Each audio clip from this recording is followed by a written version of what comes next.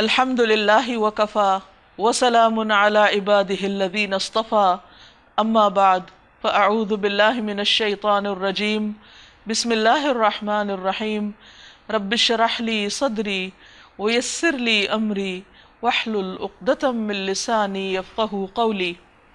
السلام علیکم ورحمۃ اللہ وبرکاتہ۔ ناظرین، پروگرام فہم القرآن کے سلسلے میں آج ہم 22ویں پارے کا مطالعہ کریں گے۔ قرآن مجید میں اللہ تعالیٰ کا ارشاد ہے، کتاب انزلناہ الیک مبارک لیدبروا آیاتہ ولیتذکر اولو الالباب۔ یہ کتاب جسے ہم نے آپ کی طرف اتارا ہے بہت برکتوں والی ہے، اس کے ساتھ خیر و بھلائی وابستہ ہے، لیکن اسے کیوں اتارا گیا ہے؟ لیدبروا آیاتہ، تاکہ لوگ اس کی آیات میں غور و فکر کریں، ولیتذکر اولو الالباب، اور عقل مند لوگ اس سے نصیحت پکڑیں، اس سے اپنی زندگی کی راہیں آسان کرنے کے لیے سبق لیں، اللہ تعالیٰ کی مرضی کے مطابق زندگی بسر کر سکیں۔ تو اللہ تعالیٰ سے دعا ہے کہ وہ اس کتاب کو ہمارے لیے بھی مبارک بنا دے، ہم اس میں غور و فکر کے قابل ہو سکیں اور اس سے واقعی صحیح معنوں میں وہ سبق حاصل کریں جو ہمیں حاصل کرنا چاہیے۔ تو آئیے دیکھتے ہیں پارہ نمبر 22 کو۔ ارشاد باری تعالیٰ ہے، وَمَن يَقْنُتْ مِنكُنَّ لِلَّهِ وَرَسُولِهِ وَتَعْمَلْ صَالِحًا نُؤْتِهَا أَجْرَهَا مَرَّتَيْنِ وَأَعْتَدْنَا لَهَا رِزْقًا كَرِيمًا۔ اور تم میں سے جو اللہ اور اس کے رسول کی اطاعت کرے گی اور نیک عمل کرے گی، اس کو ہم دوہرا اجر دیں گے، اور ہم نے اس کے لیے رزق کریم مہیا کر رکھا ہے۔ ازواج مطہرات کے متعلق بات ہو رہی تھی پچھلے پارے کے اختتام پر، یہاں دوبارہ انہی سے اللہ سبحانہ وتعالیٰ کا خطاب ہے کہ اے نبی صلی اللہ علیہ وسلم کی ازواج یا آپ کی بیویوں، تم میں سے جو اچھے کام کرے گی، نیک کام کرے گی، اللہ رسول کی فرما برداری کے کام کرے گی، ہم اس کو اجر بھی دگنا دیں گے۔ کیونکہ ازواج مطہرات ایک قائدانہ مقام پر تھی، وہ امت کی بیٹیوں کے لیے، امت کی خواتین کے لیے ایک رہنما کی حیثیت رکھتی ہیں۔ تو جو شخص جتنے بڑے درجے پر ہوتا ہے، اس کی قربانیاں بھی اتنی ہی زیادہ ہوتی ہیں، اور پھر اس کا اجر بھی اتنا ہی زیادہ ہوتا ہے، کیونکہ وہ دوسروں کے لیے ایک نمونہ ہوتا ہے۔ اس کا عمل صرف اس کا اپنا ذاتی عمل نہیں رہ جاتا، بلکہ دوسرے لوگ اس کو دیکھ کر راہ پکڑتے ہیں۔ تو اگر وہ اچھا کام کر رہا ہے اور دوسرے لوگ اس کو دیکھ کر انسپائر ہوتے ہیں اور اچھے کام کرتے ہیں، تو جتنے بھی فالوورز ہوں گے، ان کی جو نیکیاں ہیں ان کے اجر کا بھی ایک حصہ لیڈر کو ملے گا۔ تو اس لیے یہاں ازواج مطہرات کو دوہرے اجر کی بشارت دی جا رہی ہے۔ پھر فرمایا، یا نساء النبی لستن کاحد من النساء، نبی کی بیویوں تم عام عورتوں کی طرح نہیں ہو، اگر تم اللہ سے ڈرنے والی ہو تو دبی زبان سے بات نہ کیا کرو کہ دل کی خرابی کا مبتلا کوئی شخص لالچ میں پڑ جائے، بلکہ صاف سیدھی بات کیا کرو۔ یعنی مردوں کے ساتھ بات چیت کی ضرورت تو پڑتی تھی ازواج مطہرات کو، اور بہت سے لوگ آپ سے دینی مسائل بھی سیکھتے تھے، خاص طور پر نبی صلی اللہ علیہ وسلم کی وفات کے بعد۔ تو اس لیے ان کو مزید محتاط رہنے کی تلقین کی گئی کہ چونکہ تمہارا رتبہ اور مقام اور مرتبہ بہت بلند ہے، اس لیے تمہارے اندر احتیاط کا درجہ بھی اور زیادہ ہونا چاہیے۔ جب کبھی کسی مرد سے بات کرنے کی ضرورت پیش آئے تو بے تکلفی سے بات نہ کرو، بلکہ درست طریقے پر، معروف طریقے پر بات کرو، تاکہ کوئی ایسا شخص جس کے دل میں نفاق ہو وہ کوئی ناجائز فائدہ نہ اٹھائے، یا اس کے دل میں تمہارے بارے میں کوئی برا خیال نہ جائے۔ وَقَرْنَ فِي بُيُوتِكُنَّ وَلَا تَبَرَّجْنَ تَبَرُّجَ الْجَاهِلِيَّةِ الْأُولَىٰ، اور اپنے گھروں میں ٹک کر رہو اور سابق دور جاہلیت کی سی سج دھج نہ دکھاتی پھرو۔ یعنی دور جاہلیت میں جس طرح خواتین اپنے حسن کو نمایاں کرتی تھیں، اے ازواج مطہرات تم ان کی پیروی نہیں کرو گی، اپنے حسن کو دوسروں کو نہیں دکھاؤ گی، اسی طرح اپنے لباس اور زیور کی جو زینت ہے اس کو بھی کسی کے سامنے نمایاں نہیں کرو گی، اور دیگر بھی کسی طریقے سے دوسری خواتین کے لیے بھی، چونکہ ازواج مطہرات رہنما ہیں، اس لیے کوئی ایسا کام نہیں کریں گی کہ جس سے امت کی باقی بیٹیاں بھی اس راہ پر چلیں جو اللہ سبحانہ وتعالیٰ کو پسند نہ ہو۔ اس لیے خاص طور پر بہت واضح الفاظ میں ان کو ہدایات دے دی گئی کہ دور جاہلیت کے طریقے ختم، اب یہ اسلام کی روشنی کا زمانہ ہے، تو آپ کا طرز عمل بھی اس کے مطابق ہوگا۔ اور اس سے پہلے ہم دیکھتے ہیں کہ سورۃ نور میں اللہ سبحانہ وتعالیٰ نے مسلمان خواتین کو اپنی زیب و زینت کے اظہار سے منع کیا ہے۔ نبی صلی اللہ علیہ وسلم نے فرمایا، 3 آدمیوں کی ہلاکت کے متعلق کچھ نہ پوچھو۔ ایک وہ عورت جس کا شوہر موجود نہ ہو اور وہ اس کی تمام دنیاوی ضروریات میں اس کی کفایت کرتا ہو، یعنی اس کی ساری ضروریات پوری کرتا ہو، اور وہ اس کے پیچھے دور جاہلیت کی طرح اپنی زیب و زینت ظاہر کرتی پھرے۔ پھر فرمایا، اور نماز قائم کرو اور زکوٰۃ دو اور اللہ اور اس کے رسول کی اطاعت کرو۔ اللہ تعالیٰ یہ سارے احکامات کیوں دے رہا ہے؟ اللہ تو یہ چاہتا ہے کہ تم اہل بیت نبی سے گندگی کو دور کر دے اور تمہیں پوری طرح پاک کر دے۔ یعنی یہ سارے احکامات اس لیے ہیں تاکہ ظاہر میں، باطن میں، روحانی طور پر، اخلاقی طور پر ازواج مطہرات ایک بلند مقام پر ہوں اور ان کے درجات بہت عظیم ہوں اور ان سے ہر طرح کی نجاست دور ہو جائے۔ اور کرو کیا؟ یاد رکھو، وَاذْكُرْنَ مَا يُتْلَى فِي بُيُوتِكُنَّ مِنْ آيَاتِ اللَّهِ وَالْحِكْمَةِ، یاد رکھو اللہ کی آیات اور حکمت کی ان باتوں کو جو تمہارے گھروں میں پڑھی جاتی ہیں، سنائی جاتی ہیں۔ اللہ کی آیات سے مراد تو قرآن مجید ہے، اور حکمت سے مراد نبی صلی اللہ علیہ وسلم کی باتیں ہیں جو آپ قرآن کی وضاحت میں یا ویسے عام طور پر مختلف امور کے بارے میں رہنمائی کرتے ہوئے فرمایا کرتے تھے۔ یعنی جو باتیں آپ کے گھر میں ہو رہی ہیں، جو دین سیکھا سکھایا جا رہا ہے، تم بھی اس کا ایک حصہ بنو اور تم ان باتوں کو خود بھی یاد رکھو، خود بھی ان کا ذکر کرو اور آگے بھی ان کا چرچا کرو، کیونکہ بہت سی ازواج مطہرات کے نبی صلی اللہ علیہ وسلم کے گھر میں ہونے کا مقصد بھی یہی تھا کہ وہ براہ راست آپ سے رہنمائی حاصل کریں اور پھر امت کے لیے رہنمائی کا کام دیں۔ بے شک اللہ لطیف اور باخبر ہے۔ اس کے بعد عام مومن مردوں اور عورتوں کی کچھ صفات کا ذکر ہے۔ ان المسلمین والمسلمات والمؤمنین والمؤمنات والقانتین والقانتات والصادقین والصادقات والصابرین والصابرات والخاشعین والخاشعات والمتصدقین والمتصدقات والصائمین والصائمات والحافظین فروجہم والحافظات والذاکرین اللہ کثیرا والذاکرات اعد اللہ لہم مغفرۃ واجرا عظیما۔ یہاں 10 الفاظ میں اسلام کی ساری بنیادی تعلیم دے دی گئی۔ عقیدے اور کردار کے اعتبار سے جو بھی ایک بندہ مومن اور مومنہ سے جو کچھ بھی مطلوب ہے اس سب کا یہاں ایک جگہ ذکر کر دیا گیا، اور یہاں صرف مردوں کے لیے نہیں بلکہ عورتوں کا بھی ساتھ ساتھ ذکر کر کے ان صفات کو نمایاں کیا گیا کہ ہر مسلمان عورت کے اندر یہ اخلاق، یہ صفات موجود ہونی چاہیے۔ کیا ہے وہ؟ یقیناً جو مرد اور جو عورتیں مسلم ہیں، مومن ہیں، اطاعت گزار ہیں، سچے ہیں، راست باز ہیں، صابر ہیں، اللہ کے آگے جھکنے والے ہیں، صدقہ کرنے والے ہیں، روزہ رکھنے والے ہیں، اپنی شرمگاہوں کی حفاظت کرنے والے ہیں اور اللہ کو کثرت سے یاد کرنے والے ہیں، اللہ نے ان کے لیے مغفرت اور عظیم الشان اجر تیار کر رکھا ہے۔ لہٰذا ہم سب کے لیے ضروری ہے کہ اس میں سے ایک ایک صفت کو اچھی طرح سمجھیں اور اسے اپنی زندگی میں لے آئیں، اس سے محروم ہو کر دنیا سے نہ جائیں۔ جب ہم اللہ سے ملاقات کریں تو ہماری شخصیت ان صفات کے ساتھ سجی ہوئی ہو، ہماری خوبصورتی صرف زیور اور کپڑے کی نہ ہو بلکہ ان خوبصورت اخلاقی صفات کے ساتھ ہو۔ تو اس میں ایک طرف اسلام کا ذکر ہے، ایمان کا ذکر ہے، تو دوسری طرف اطاعت اور مستقل فرما برداری کی بات ہے، پھر سچائی اور صبر، اور پھر خشوع، ہمبلنس اور اللہ کے آگے جھکنا، پھر صدقہ کرنا، روزہ رکھنا، اپنی عزت و عصمت کی حفاظت کرنا، اور ان سب چیزوں کے ٹاپ پر کثرت سے اللہ کا ذکر کرنا۔ جس کے اندر یہ خوبی آ گئی اور یہ اخلاق پیدا ہو گیا وہ اجر عظیم کا مستحق ہو گیا۔ رسول اللہ صلی اللہ علیہ وسلم نے فرمایا، جب تم لوگ جنت کے باغوں کے پاس سے گزرو تو کچھ کھا پی لیا کرو۔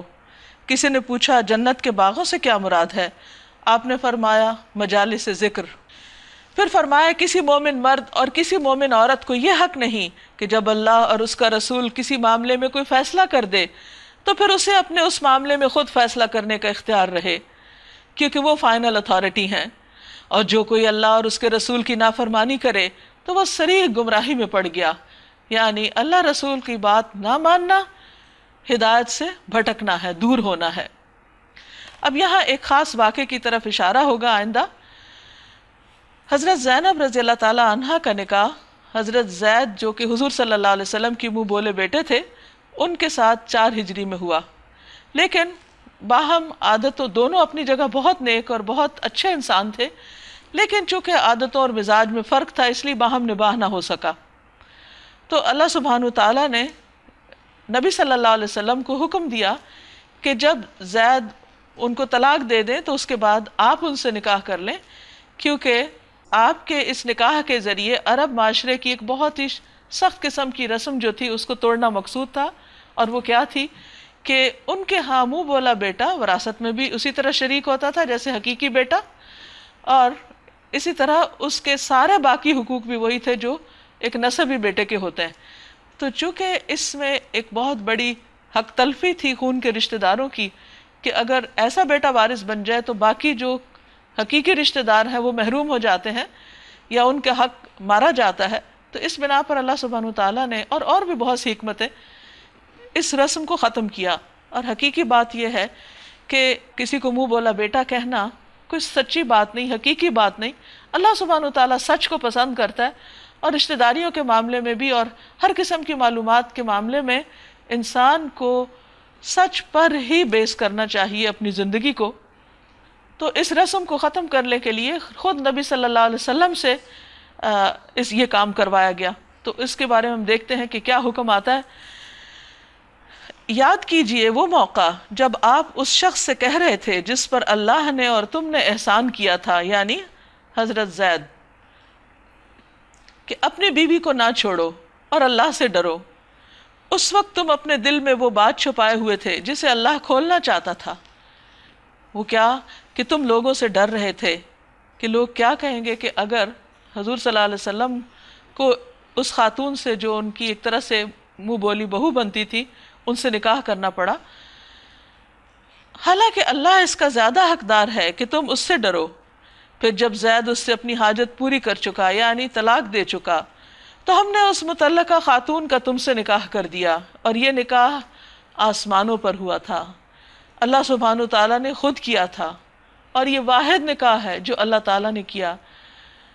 اس لیے اس معاملے میں نبی صلی اللہ علیہ وسلم پر کسی قسم کی کوئی ایسی بات کہنا کہ نعوذ باللہ آپ کے دل میں کوئی ایسی خواہش تھی ان سے نکاح کرنے کی یا آپ خود یہ چاہتے تھے، یہ درست نہ ہوگا، تاکہ مومنوں پر اپنے منہ بولے بیٹوں کی بیویوں کے معاملے میں کوئی تنگی نہ رہے جبکہ وہ ان سے اپنی حاجت پوری کر چکے ہوں۔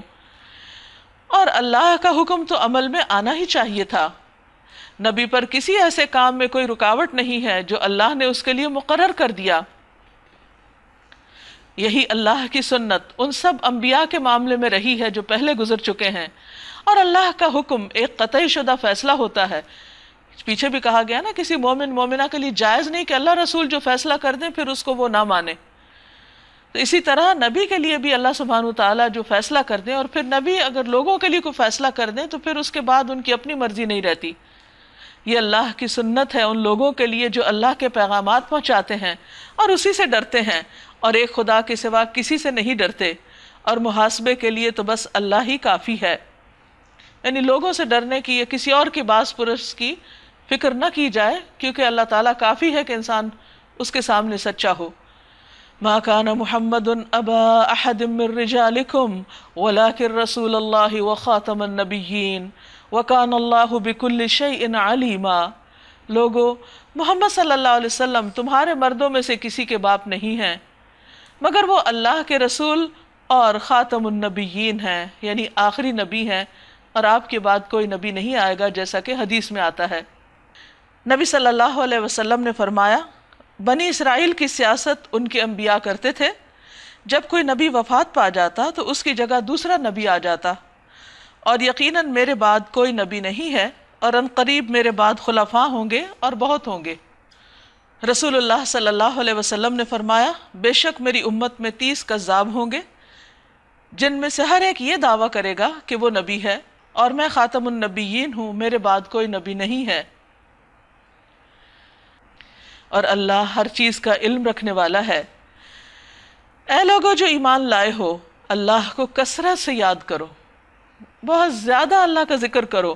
یا ایہا الذین آمنوا اذکروا اللہ ذکرا کثیرا وسبحوہ بکرۃ واصیلا، اور صبح و شام اس کی تسبیح کرتے رہو۔ یعنی جب تمہارے دشمن تم پر الزامات کی بوچھاڑ کر دیں اور تمہیں طرح طرح سے ستائیں اور تم پر الزام تراشی کریں اور تمہارے پیغمبر کو برا بھلا کہیں یا تمہیں کسی طرح کے طعنے دیں، تو اس کا مقابلہ کس سے کرو؟ اللہ کے ذکر سے۔ اللہ کو یاد کرو، اللہ سے مدد مانگو، اپنے آپ کو روحانی طور پر، ایمانی طور پر مضبوط کرو تاکہ تمہارے اندر بہترین اخلاق پیدا ہو، بجائے اس کے کہ انسان ایسے مواقع پر ایسے کام شروع کر دے کہ جو دین اسلام کی تعلیمات کے خلاف جاتے ہوں۔ انسان کو اللہ کے ذکر اور اللہ سے دعا کر کے مدد مانگنی چاہیے۔ پھر فرمایا هو الذی یصلی علیکم وملائکتہ، وہی ہے جو تم پر رحمت فرماتا ہے، یعنی جب تم اللہ کا ذکر کرتے ہو تو اللہ تعالیٰ تمہیں اطمینان بخشتا ہے، تمہارے اوپر رحمت نازل فرماتا ہے، اور اس کے ملائکہ تمہارے لیے دعائے رحمت کرتے ہیں۔ یعنی ذکر کرنے والے اللہ کے محبوب ہوتے ہیں، اور جو اللہ کے محبوب ہوتے ہیں فرشتے ان کے لیے دعائیں کرتے ہیں، استغفار کرتے ہیں تاکہ وہ تمہیں تاریکیوں سے روشنی میں نکال لائے، یعنی وہ غم اور گھٹن اور پریشانی دور ہو جائے۔ وہ مومنوں پر بہت مہربان ہے، جس روز وہ اس سے ملیں گے یعنی اللہ سے ملاقات کریں گے، ان کا استقبال سلام سے ہوگا، اور ان کے لیے اللہ نے بڑا باعزت اجر فراہم کر رکھا ہے۔ کس قدر خوشخبری ہے، کس قدر بہترین انجام ہے کہ جو شخص اللہ کو یاد کرے اور مشکلات کے وقت اور الزامات کے وقت اور غم کے وقت اپنے حواس نہ کھوئے، کوئی ایسا کام نہ کرے کہ جس سے دین کو مزید نقصان پہنچے یا اللہ تعالیٰ کی ناراضگی کا سبب ہو، تو صبر کے ساتھ جو شخص زندگی بسر کر کے جائے گا، اللہ سبحانہ و تعالیٰ اسے عظیم الشان درجات سے نوازے گا۔ یا ایہا النبی انا ارسلناک شاہدا ومبشرا ونذیرا وداعیا الی اللہ باذنہ وسراجا منیرا، اے نبی صلی اللہ علیہ وسلم، ہم نے آپ کو بھیجا گواہ بنا کر، خوشخبری دینے والا اور ڈرانے والا بنا کر، اور اللہ کی اجازت سے اس کی طرف دعوت دینے والا بنا کر، اور روشن چراغ بنا کر۔ یہ نبی صلی اللہ علیہ وسلم کا مقام متعین کیا جا رہا ہے کہ آپ لوگوں کے سامنے حق کی گواہی دینے کے لیے آئے تھے، اچھے کام کرنے والوں کو خوشخبری دینے والے اور برے کام کرنے والوں کو خبردار کرنے والے، اور اللہ کی طرف لوگوں کو بلانے والے اللہ کے اذن سے۔ یعنی اللہ سبحانہ وتعالیٰ نے آپ پر اللہ کا پیغام پہنچانے کی اور لوگوں کو اللہ کی طرف بلانے کی ایک ذمہ داری ڈالی ہوئی تھی، اور آپ کے اوپر یہ کام فرض کے درجے میں تھا۔ وَسِرَاجًا مُنِيرًا، اور روشن چراغ، یعنی آپ کی زندگی، آپ کا اسوہ حسنہ، آپ کا اخلاق، آپ کے معاملات اور معمولات، یہ سارے کے سارے اتنے خوبصورت ہیں اور سب کے لیے اتنی رہنمائی کا ذریعہ ہیں کہ جیسے ایک سورج چمکتا ہے تو سب کے لیے روشنی ہو جاتی ہے اور ہر اچھے برے کا فرق پتہ چلنے لگتا ہے۔ تو ہمارے لیے نبی صلی اللہ علیہ وسلم ایک کرائیٹیرین ہے، ایک میزان ہے کہ جن کو دیکھ کر ہم اندازہ کر سکتے ہیں کہ ہم خود کس راستے پہ جا رہے ہیں، ٹھیک کر رہے ہیں یا نہیں۔ تو ہمیں سارے معاملات میں، اپنے سونے، جاگنے، اٹھنے، بیٹھنے، دوستی، دشمنی، ہر معاملے میں نبی صلی اللہ علیہ وسلم کے طریقے کو اختیار کرنا ہے اور آپ کا اتباع کرنا ہے، کیونکہ آپ کے اتباع میں سے ہی اللہ کی محبت نصیب ہوگی۔ وَبَشِّرِ الْمُؤْمِنِينَ بِأَنَّ لَهُم مِّنَ اللَّهِ فَضْلًا كَبِيرًا، خوشخبری دے دو ان لوگوں کو جو ایمان لائے ہیں کہ ان کے لیے اللہ کی طرف سے بڑا فضل ہے۔ فضلاً کبیرہ، یعنی نبی صلی اللہ علیہ وسلم کا رہنما بن کر، معلم بن کر، شاہد، مبشر، نذیر، بشیر اور داعین الی اللہ اور سراج منیر بن کے آنا ہم سب کے لیے اللہ تعالیٰ کا ایک بہت بڑا فضل اور ہم پر احسان ہے۔ اس لیے اب ہمیں کیا نہیں کرنا؟ وَلَا تُطِعِ الْكَافِرِينَ وَالْمُنَافِقِينَ وَدَعْ أَذَاهُمْ وَتَوَكَّلْ عَلَى اللَّهِ وَكَفَى بِاللَّهِ وَكِيلًا، اور ہرگز نہ دبو کفار اور منافقین سے، کوئی پرواہ نہ کرو ان کی اذیت رسانی کی، اور بھروسہ کر لو اللہ پر، اللہ ہی اس کے لیے کافی ہے کہ آدمی اپنے معاملات اس کے سپرد کر دے۔ یا ایہا الذین آمنو، اے لوگو جو ایمان لائے ہو، جب تم مومن عورتوں سے نکاح کرو اور پھر انہیں ہاتھ لگانے سے پہلے طلاق دے دو تو تمہاری طرف سے ان پر کوئی عدت لازم نہیں ہے جس کے پورے ہونے کا تم مطالبہ کر سکو، لہٰذا انہیں کچھ مال دو اور بھلے طریقے سے رخصت کر دو۔ یعنی یہاں یوں لگتا ہے کہ اس زمانے میں کوئی طلاق کا ایسا مسئلہ آیا تھا جس پر اللہ سبحانہ وتعالیٰ نے بیچ میں رہنمائی دے دی، کیونکہ اس موضوع پر پیچھے بات نہیں ہو رہی اور نہ ہی آگے ہو رہی ہے، تو یہ ایک معاملے کا حل ہے، یہ جواب ہے۔ یا ایہا النبی انا احللنا لک ازواجک اللاتی آتیت اجورہن، اے نبی صلی اللہ علیہ وسلم، ہم نے آپ کے لیے حلال کر دی آپ کی وہ بیویاں جن کے آپ نے مہر ادا کیے، اور وہ عورتیں جو اللہ کی عطا کردہ لونڈیوں میں سے تمہاری ملکیت میں آئیں، اور تمہاری وہ چچا زاد اور پھپھی زاد اور مامو زاد اور خالہ زاد بہنیں جنہوں نے تمہارے ساتھ ہجرت کی، اور وہ مومن عورت جس نے اپنے آپ کو نبی کے لیے ہبہ کیا ہو اگر وہ اسے نکاح میں لینا چاہیں۔ یہ رعایت خالصتاً آپ کے لیے ہے دوسرے مومنوں کی نسبت، یعنی اوروں کے لیے نہیں ہے۔ نبی صلی اللہ علیہ وسلم پر کچھ احکامات بھی دوسرے مومنوں سے ہٹ کر مختلف تھے کیونکہ آپ کی ایک خاص حیثیت تھی، اسی طرح کچھ اور چیزیں بھی آپ کی خصوصیت میں تھیں، اس لیے اس معاملے میں بھی آپ کی خصوصیت مختلف ہے باقیوں کی نسبت۔ مثلاً آپ دیکھیے کہ حضور صلی اللہ علیہ وسلم کے لیے تہجد کی نماز فرض تھی، ہم عام مسلمانوں کے لیے نہیں ہے۔ اسی طرح آپ کے لیے اور آپ کے خاندان کے لیے صدقہ لینا حرام ہے۔ پھر اسی طرح آپ کی میراث تقسیم نہیں ہو سکتی تھی، اور مزید بھی آپ کے لیے کچھ ایسی رعایتیں تھیں یا ایسی ذمہ داریاں تھیں جو دوسروں پر نہیں تھیں، تو اس کی یہاں وضاحت کی جا رہی ہے۔ ہمیں معلوم ہے کہ عام مومنوں پر ان کی بیویوں اور لونڈیوں کے بارے میں ہم نے کیا حدود عائد کی ہیں۔ آپ کو ان حدود سے اس لیے مستثنیٰ کیا ہے تاکہ آپ کے اوپر کوئی تنگی نہ رہے۔ اس کا یہ مطلب نہیں نعوذ باللہ کہ آپ زیادہ شادیاں کرنا چاہ رہے تھے تو آپ کی یہ تنگی دور کر دی گئی۔ نبی صلی اللہ علیہ وسلم نے 25 سال کی عمر میں، عین جوانی کی عمر میں، اپنے سے 15 سال بڑی خاتون سے شادی کی جو اس وقت 40 سال کی تھی، اپنی جوانی ایک طرح سے گزار چکی تھی، یعنی حضرت خدیجہ۔ پھر 25 سال تک ان کے ساتھ رہے کہ آپ نے اس دوران کوئی اور نکاح نہیں کیا۔ جب وہ فوت ہو گئی تو پھر آپ نے ایک بیوہ اور عمر رسیدہ عورت یعنی حضرت سودا سے نکاح کیا، اور مزید 4 سال وہ آپ کی زوجیت میں رہی اکیلی۔ پھر اس کے بعد جب آپ کی عمر 53 سال سے زیادہ ہو چکی تھی تو اس وقت اللہ سبحانہ وتعالیٰ نے متعدد مصلحتوں کی وجہ سے آپ کو زیادہ نکاح کرنے کا اجازت دی اور رخصت دی، کیونکہ آپ آخری نبی تھے اور آپ کے ذریعے اللہ تعالیٰ کو دین مکمل کرنا تھا۔ مردوں سے متعلق تو بہت سی چیزیں بہت سے صحابہ سیکھ رہے تھے، لیکن خواتین براہ راست آپ سے اتنی آزادی کے ساتھ بہت سے ایسے معاملات جو گھریلو زندگی سے متعلق تھے نہیں سیکھ سکتی تھیں۔ تو اس پر اللہ سبحانہ وتعالیٰ نے ایک اس مصلحت اور باقی اور مصلحتیں بھی ہیں جن کی بنا پر آپ کو زیادہ شادیوں کی اجازت دی۔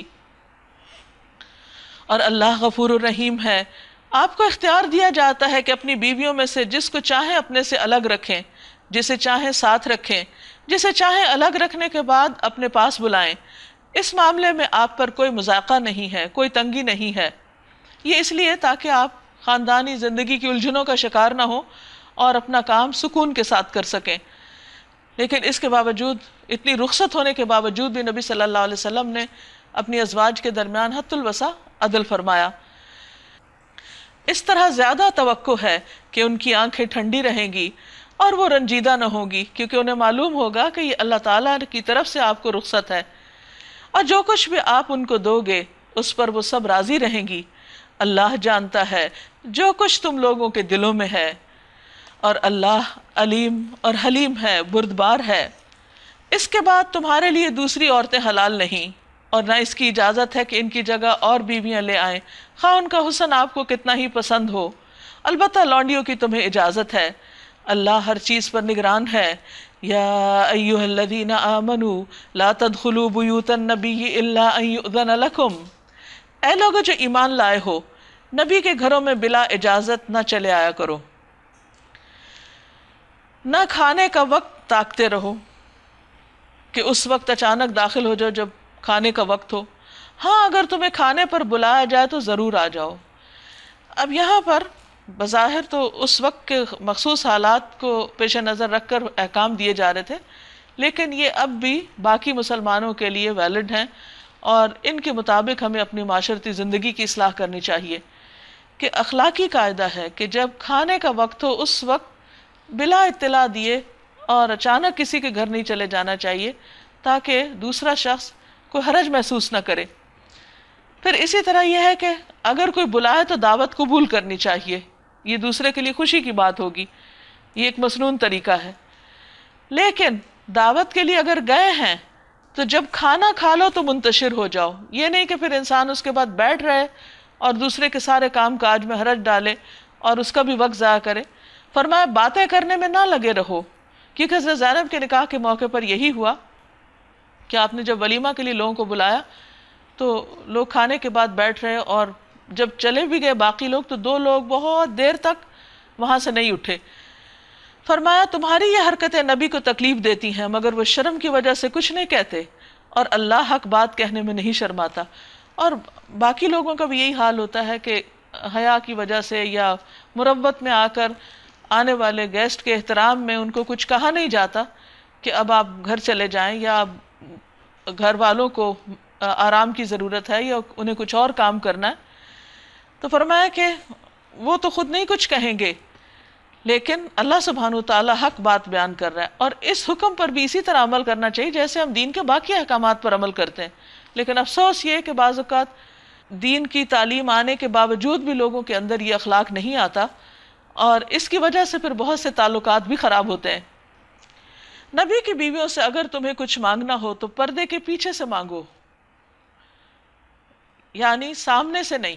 یہاں پر ازواج مطہرات کے لیے خاص طور پر حجاب کا حکم آ رہا ہے کہ آمنے سامنے ڈائریکٹ ان سے لین دین مت کرو، بلکہ حجاب کے پیچھے سے کرو. یہ تمہارے اور ان کے دلوں کی پاکیزگی کے لیے زیادہ مناسب ہے. یعنی اس کو آیت حجاب کہا جاتا ہے، اور اس کا مقصد کیا بتایا جا رہا ہے کہ اس طرح تمہارے دل بھی پاکیزہ رہیں گے، ان کے بھی. اب آپ دیکھیے ایک طرف صحابہ کرام ہیں اور دوسری طرف ازواج مطہرات ہیں، اور ان کو کہا جا رہا ہے کہ تم ایک آڑ کے پیچھے سے بات کرو تاکہ دلوں میں پاکیزگی رہے. کیونکہ جب مرد اور عورتوں کے آزادانہ اختلاط ہوتا ہے تو اس میں پھر اس چیز کا احتمال ہوتا ہے جو بعد میں بہت سے مسائل کا ذریعہ بن جاتا ہے، اور اس سے بھی بعض اوقات گھریلو زندگی میں بہت سی پریشانیاں پیدا ہو جاتی ہیں. انس رضی اللہ عنہ بیان کرتے ہیں کہ میں نبی صلی اللہ علیہ وسلم کا خادم تھا، بغیر اجازت طلب کیے گھر میں آتا جاتا تھا. ایک دن میں آیا تو آپ صلی اللہ علیہ وسلم نے فرمایا میرے بیٹے ٹھہر جاؤ، تمہارے بعد ایک بات نازل ہوئی ہے، بغیر اجازت اندر نہ آیا کرو. تو یہاں اگر ازواج مطہرات کا یہ حکم ہے تو باقی لوگ ان سے بہتر تو نہیں ہو سکتے. تمہارے لیے یہ ہرگز جائز نہیں کہ اللہ کے رسول کو تکلیف دو، یعنی ان کی ازواج کے ساتھ اتنا فریلی مکس اپ ہو کے یا اوپنلی باتیں کر کے، اور نہ یہ جائز ہے کہ ان کے بعد ان کی بیویوں سے نکاح کرو، کیونکہ ان کو ماؤں کا درجہ دے دیا گیا. یہ اللہ کے نزدیک بہت بڑا گناہ ہے. تم خواہ کوئی بات ظاہر کرو یا چھپاؤ، اللہ کو ہر بات کا علم ہے. ازواج نبی کے لیے اس میں کوئی مذائقہ نہیں کہ ان کے باپ، ان کے بیٹے، ان کے بھائی، ان کے بھتیجے، ان کے بھانجے، ان کے میل جول کی عورتیں اور ان کے مملوک گھروں میں آئیں، یعنی ان سے پردہ نہیں ہے. اے عورتوں، تمہیں اللہ کی نافرمانی سے پرہیز کرنا چاہیے، اللہ سے ڈرنا چاہیے. ان اللہ کان علی کل شیء شہیدا، اللہ ہر چیز پر نگاہ رکھتا ہے.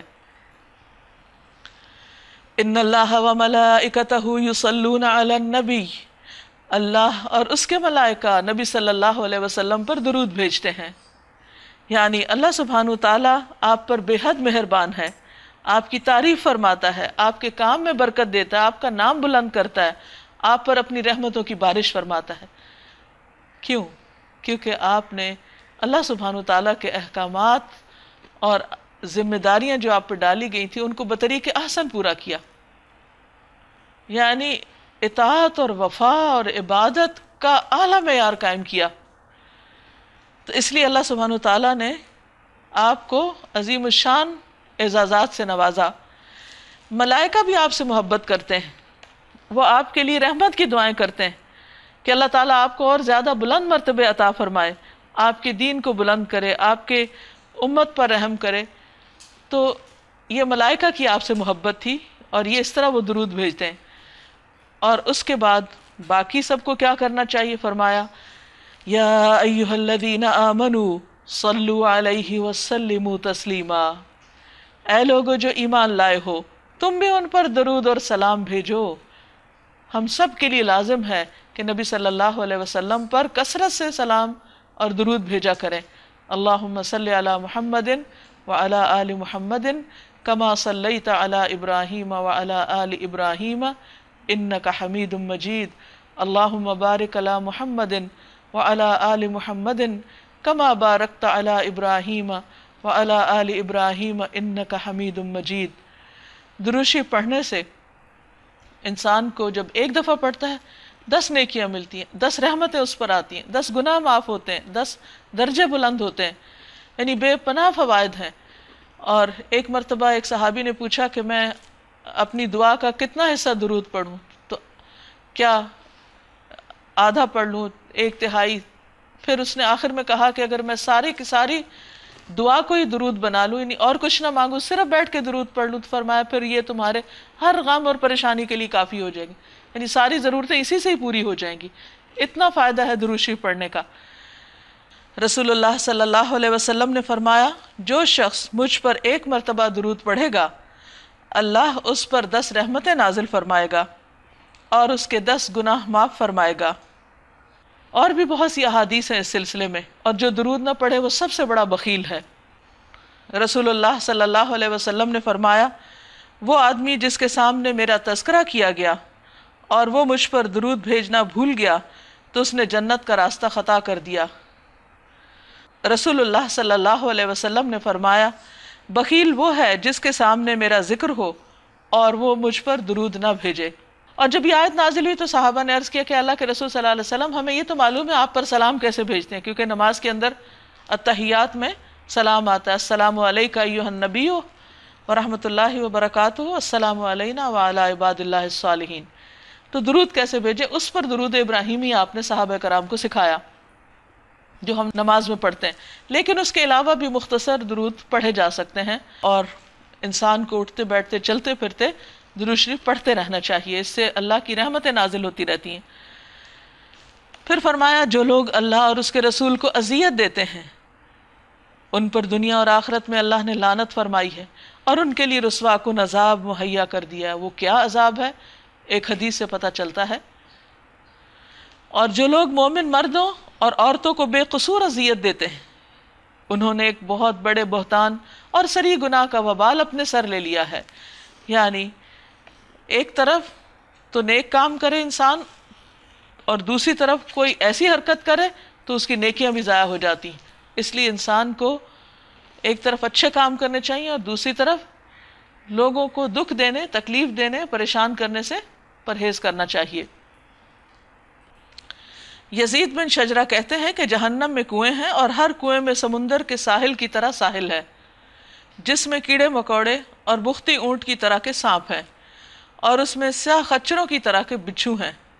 یہ کیڑے مکوڑے جہنمیوں کو ہونٹوں اور پہلوؤں سے پکڑ لیں گے، پھر ان پر خارش مسلط کر دی جائے گی یہاں تک کہ ان میں سے کوئی ایک ایسی جگہ کو کھجائے گا کہ ہڈی نمودار ہو جائے گی، یعنی خارش کر کر کے۔ اس کو کہا جائے گا کہ یہ اس وجہ سے ہے کہ تو مومنوں کو تکلیف پہنچاتا تھا۔ اور یہاں پر بہتان کی بات خاص طور پر کی گئی کہ ایسا عیب کسی کے اوپر لگانا، ایسا الزام لگانا کہ جو اس انسان نے غلطی کی نہ ہو، قصور کیا ہی نہ ہو، اس کی طرف اس کو منسوب کرنا۔ غیبت وہ ہوتا ہے جو انسان کو کسی ایسے عیب سے متہم کرنا جو اس کے اندر ہو، یعنی اس برائی کا ذکر کرنا جو موجود ہو، اور اگر نہ ہو تو وہ بہتان ہوتا ہے، یعنی جس کو ہم عام زبان میں الزام تراشی کہتے ہیں۔ اس سے دوسرے کو اذیت ہوتی ہے، اور ایسی اذیت دینے والے خود برے انجام سے دوچار ہوں گے۔ یا ایھا النبی قل لازواجک وبناتک ونساء المؤمنین وَنِسَاءِ الْمُؤْمِنِينَ يُدْنِينَ عَلَيْهِنَّ مِنْ جَلَابِيبِهِنَّ ذَلِكَ أَدْنَىٰ أَنْ يُعْرَفْنَ فَلَا يُؤْذَيْنَ وَكَانَ اللَّهُ غَفُورًا رَحِيمًا۔ اے نبی صلی اللہ علیہ وسلم اپنی بیویوں اور بیٹیوں اور اہل ایمان کی عورتوں سے کہہ دیجئے کہ اپنے اوپر اپنی چادروں کے پلو لٹکا لیا کریں، یہ زیادہ مناسب طریقہ ہے تاکہ وہ پہچان لی جائیں، ستائی نہ جائیں۔ اللہ تعالیٰ غفور الرحیم ہے۔ یہاں اللہ سبحانہ وتعالیٰ نے جب ایک مسلمان عورت کو حجاب کا حکم دیا تو نبی صلی اللہ علیہ وسلم کی زبان سے کہلوایا، خطاب آپ کو کیا، یا ایھا النبی، اے نبی صلی اللہ علیہ وسلم، قل لازواجک، آپ کہیے اپنی بیویوں کو، سب سے پہلے آپ کے گھر والے نمونہ بنے، پھر وبناتک، آپ کی بیٹیوں کو، ونساء المومنین، اور ساری مومن عورتوں کو۔ پیچھے کچھ احکامات تھے جو خاص ازواج مطہرات کو مخاطب کر کے دیے گئے تھے، ان احکامات کو ہم انڈائریکٹلی لیں گے کیونکہ ازواج ہمارے لیے رہنما ہیں، نمونہ ہیں، تو ہم ان کے نمونے کو دیکھیں گے۔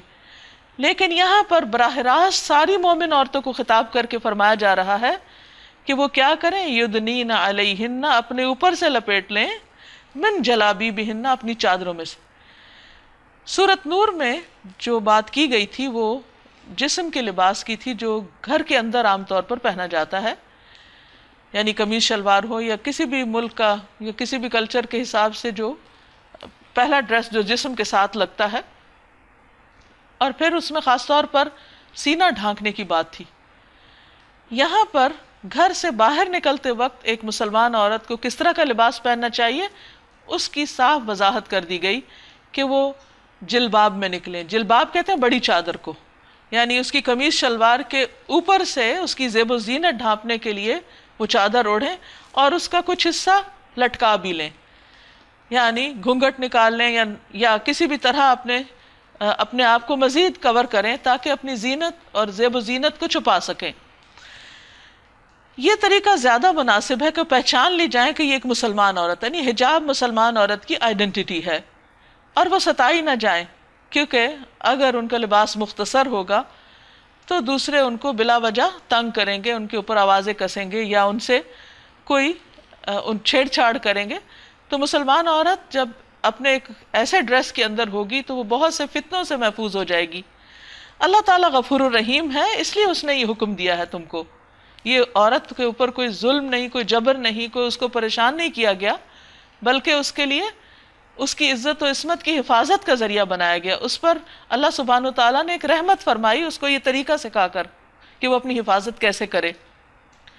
اگر منافقین اور وہ لوگ جن کے دلوں میں خرابی ہے اور وہ جو مدینہ میں ہیجان انگیز افواہیں پھیلاتے ہیں اپنی حرکتوں سے باز نہ آئے تو ہم ان کے خلاف کارروائی کرنے کے لیے تمہیں اٹھا کھڑا کریں گے، کیونکہ منافقین جو تھے وہ عام طور پر خواتین کو ستاتے تھے اور بھی تنگ کرنے والے کام کر رہے تھے، تو انہیں ایک دھمکی دی جا رہی ہے کہ تم اپنی ایسی باتوں سے اور ایسے پروپیگنڈے سے باز آ جاؤ ورنہ تمہاری شامت آئے گی، پھر وہ اس شہر میں مشکل ہی سے تمہارے ساتھ رہ سکیں گے، ان پر ہر طرف سے لعنت کی بوچھاڑ ہوگی، جہاں کہیں پائے جائیں پکڑے جائیں گے اور بری طرح مارے جائیں گے۔ یہ اللہ کی سنت ہے جو ایسے لوگوں کے معاملے میں پہلے سے چلی آ رہی ہے، اور تم اللہ کی سنت میں کوئی تبدیلی نہ پاؤ گے۔ یعنی اللہ تعالیٰ کا ایک مسلسل ایک طریقہ رہا ہے پچھلی امتوں میں بھی کہ اس قسم کے لوگ مفسد اور جو لوگوں کو تنگ کرنے والے، ستانے والے ہیں، پھر اللہ تعالیٰ ان کو دوسروں کے ذریعے ان کا قلع کما کرواتا ہے تاکہ معاشرے کے اندر ایک امن امان پیدا ہو۔ لوگ تم سے پوچھتے ہیں قیامت کی گھڑی کب آئے گی؟ اصل میں منافقین اور کفار جو تھے وہ نبی صلی اللہ علیہ وسلم سے ازراہ مذاق یہ سوال کرتے تھے۔ اس کا یہ مطلب نہیں تھا کہ انہیں بہت دلچسپی تھی کہ پتہ چل جائے تو اپنی تیاری کریں۔ کہو اس کا علم اللہ ہی کو ہے، یہ علم تو اس نے اپنے نبی کو بھی نہیں دیا، تمہیں کیا خبر شاید کہ وہ قریبی آ لگی ہو، اور ہر شخص کی موت کے ساتھ ہی اس کی قیامت شروع ہو جاتی۔ نبی صلی اللہ علیہ وسلم نے فرمایا قیامت سے پہلے مخصوص لوگوں کو سلام کیا جائے گا، تجارت عام ہو جائے گی، حتیٰ کہ بیوی تجارتی امور میں اپنے خاوند کی مدد کرے گی، نیز قطع رحمی، جھوٹی گواہی، سچی شہادت کو چھپانا اور لکھائی پڑھائی بھی عام ہو جائے گی۔ بہرحال یہ یقینی امر ہے کہ اللہ نے کافروں پر لعنت کی ہے اور ان کے لیے بھڑکتی ہوئی آگ مہیا کر دی ہے جس میں وہ ہمیشہ رہیں گے، کوئی حامی و مددگار نہ پا سکیں گے۔ یوم تقلب وجوہہم فی النار یقولون یا لیتنا اطعنا اللہ و اطعنا الرسول، جس روز ان کے چہرے آگ پر الٹ پلٹ کیے جائیں گے، اس وقت وہ کہیں گے کاش ہم نے اللہ اور رسول کی اطاعت کی ہوتی، یعنی اپنے کیے پہ سخت پچھتائیں گے۔ یعنی جو لوگ بھی رسول اللہ صلی اللہ علیہ وسلم کی نافرمانی کریں، یہ ان کا انجام بتایا جا رہا ہے۔ ہم عام طور پہ کہتے ہیں اچھا قرآن میں لکھا ہے، چلو ٹھیک ہے یہ تو ہم مان لیں گے، لیکن اگر نبی صلی اللہ علیہ وسلم نے فرمایا پتہ نہیں ٹھیک بھی ہے یا نہیں، نہیں معلوم کرو کہ ٹھیک ہے یا نہیں، اہل علم سے پوچھ لو۔ قرآن مجید ہمیں یہی بتاتا ہے کہ جس بارے میں تمہیں خود علم نہ ہو تو علم والوں سے معلوم کر لو، لیکن نبی صلی اللہ علیہ وسلم کی باتوں کو اہمیت نہ دینا اور اپنی منمانی کرنا یہ درست نہ ہوگا۔ ہمیں کوئی حق نہیں کہ اپنی ذات کو ان پر ترجیح دے کر اپنی عقل کے پیچھے چلیں اور نبی صلی اللہ علیہ وسلم کی حکمت کو چھوڑ دیں۔ تو جو لوگ ایسا کریں گے، فرمایا وہ قیامت کے دن پھر تمنا کریں گے کاش ہم نے اللہ اور رسول کی اطاعت کی ہوتی، کہیں گے اے ہمارے رب ہم نے اپنے سرداروں اور بڑوں کی اطاعت کی اور انہوں نے ہمیں راہ راست سے بے راہ کر دیا، انہوں نے ہمیں بھٹکا دیا اپنے پیچھے لگا کے۔ نبی صلی اللہ علیہ وسلم نے فرمایا دجال سے زیادہ ایک اور چیز میری امت کے لیے زیادہ خوفناک ہے، وہ ہیں گمراہ کرنے والے امام۔ اے رب ان کو دوہرا عذاب دے اور ان پر سخت لعنت کر، یعنی قیامت کے دن وہ جا کر ان سے بیزاری کا اظہار کریں گے۔ پھر فرمایا یا ایھا الذین آمنوا لا تکونوا کالذین آذوا موسیٰ، اے لوگو جو ایمان لائے ہو ان لوگوں کی طرح مت بن جاؤ جنہوں نے موسیٰ علیہ السلام کو اذیتیں دی تھیں، یعنی تم اپنے پیغمبر کے ساتھ وہ معاملہ نہ کرو جو بنی اسرائیل نے موسیٰ علیہ السلام سے کیا۔ مثلا گائے کا مشہور واقعہ ہے کہ جب انہوں نے ان کو حکم دیا کہ اللہ تعالیٰ نے فرمایا کہ گائے ذبح کرو تو انہوں نے طرح طرح کی حجتیں شروع کر دیں اور بات مان کے نہیں دیتے تھے۔ اسی طرح جب وہ کوہ طور پر گئے تو پیچھے سے بچڑے کو معبود بنا لیا، راستے میں دیکھا کہ قوم بتوں کی عبادت کر رہی تو کہا موسیٰ ہمیں بھی ایسے بت چاہیے، اور اس کے علاوہ بھی بہت ساری چیزیں تھیں جس میں وہ اپنے پیغمبر کو ستاتے تھے، تو منع کیا گیا کہ تم نے ایسا نہیں کرنا۔ پیچھے بتا دیا گیا کہ جو اذیت دیتے ہیں ان کا انجام بڑا بھیانک ہے۔ پھر اللہ نے ان کی بنائی ہوئی باتوں سے اس کی برات فرمائی۔ ایک خاص واقعے کی طرف اشارہ ہے جس میں موسیٰ علیہ السلام پہ الزام لگایا گیا تھا، تو اللہ تعالیٰ نے اس الزام سے ان کو بری کر دیا، اور وہ اللہ کے نزدیک بہت باعزت تھے۔ اے ایمان لانے والو اللہ سے ڈرو اور ٹھیک بات کیا کرو، یعنی درست بات، حقیقت پر مبنی بات، اسٹریٹ فارورڈ۔ اللہ تمہارے اعمال درست کر دے گا اور تمہارے قصوروں سے درگزر فرمائے گا۔ جو شخص اللہ اور اس کے رسول کی اطاعت کرے اس نے بڑی کامیابی حاصل کی، یعنی کامیابی کا نسخہ یہی ہے کہ اللہ رسول کی بات مانو۔ انا عرضنا الامانۃ علی السماوات والارض والجبال فابین ان يحملنها واشفقن منها وحملها الانسان انه كان ظلوما جہولا۔ ہم نے اس امانت کو آسمانوں اور زمین اور پہاڑوں کے سامنے پیش کیا تو وہ اسے اٹھانے کے لیے تیار نہ ہوئے اور اس سے ڈر گئے، مگر انسان نے اٹھا لیا، بے شک وہ بڑا ظالم اور جاہل ہے۔ یہ امانت کیا ہے؟ اس کی مختلف طرح انٹرپریٹیشن کی گئی ہے، لیکن اس سے ایک معنی ہے اختیار، چوائس، کام کی آزادی۔ تو انسان کو جب یہ چوائس دی گئی تو اس نے اسے اختیار کر لیا، جبکہ باقی مخلوق نے کہا کہ بہت مشکل کام ہے کیونکہ اس کے بعد پھر حساب بہت سخت ہے۔ اسی طرح ایک اور روایت میں آتا ہے کہ آدم علیہ السلام پر جب یہ بات پیش کی گئی کہ کیا تم اسے قبول کرتے ہو کہ اگر اچھا کام کرو تو جزا ملے اور برا کرو تو سزا ملے، تو انہوں نے کہا کہ ہاں، جبکہ باقی مخلوق نے اسے قبول نہیں کیا۔ تو یہ دراصل بہت بھاری چیز ہے کہ انسان کے لیے ایک بہت مشکل مرحلہ ہے، کیونکہ عام طور پر نیکیوں سے زیادہ دوسری چیزیں زیادہ ہو جاتی ہیں۔ اس بار امانت کو اٹھانے کا لازمی نتیجہ یہ ہے کہ اللہ منافق مردوں اور عورتوں اور مشرک مردوں اور عورتوں کو سزا دے، کیونکہ وہ پھر اس کے اپنی چوائس یا اختیار کو صحیح استعمال نہیں کر رہے، اور مومن مردوں اور عورتوں کی توبہ قبول کرے، یعنی کہ اچھے کام کرتے ہوئے بھی بھول چوک ہو جاتی ہے تو اللہ تعالیٰ ان کی توبہ قبول کر کے ان کو بہترین جزا دے۔ وَكَانَ اللَّهُ غَفُورًا رَحِيمًا، اور اللہ غفور الرحیم ہے۔ سورۃ سبا، بسم اللہ الرحمن الرحیم، شروع اللہ کے نام سے جو بے انتہا مہربان نہایت رحم فرمانے والا ہے۔ الحمد للہ الذی لہ ما فی السماوات وما فی الارض وَلَهُ الْحَمْدُ فِي الْآخِرَةِ وَهُوَ الْحَكِيمُ الْخَبِيرُ۔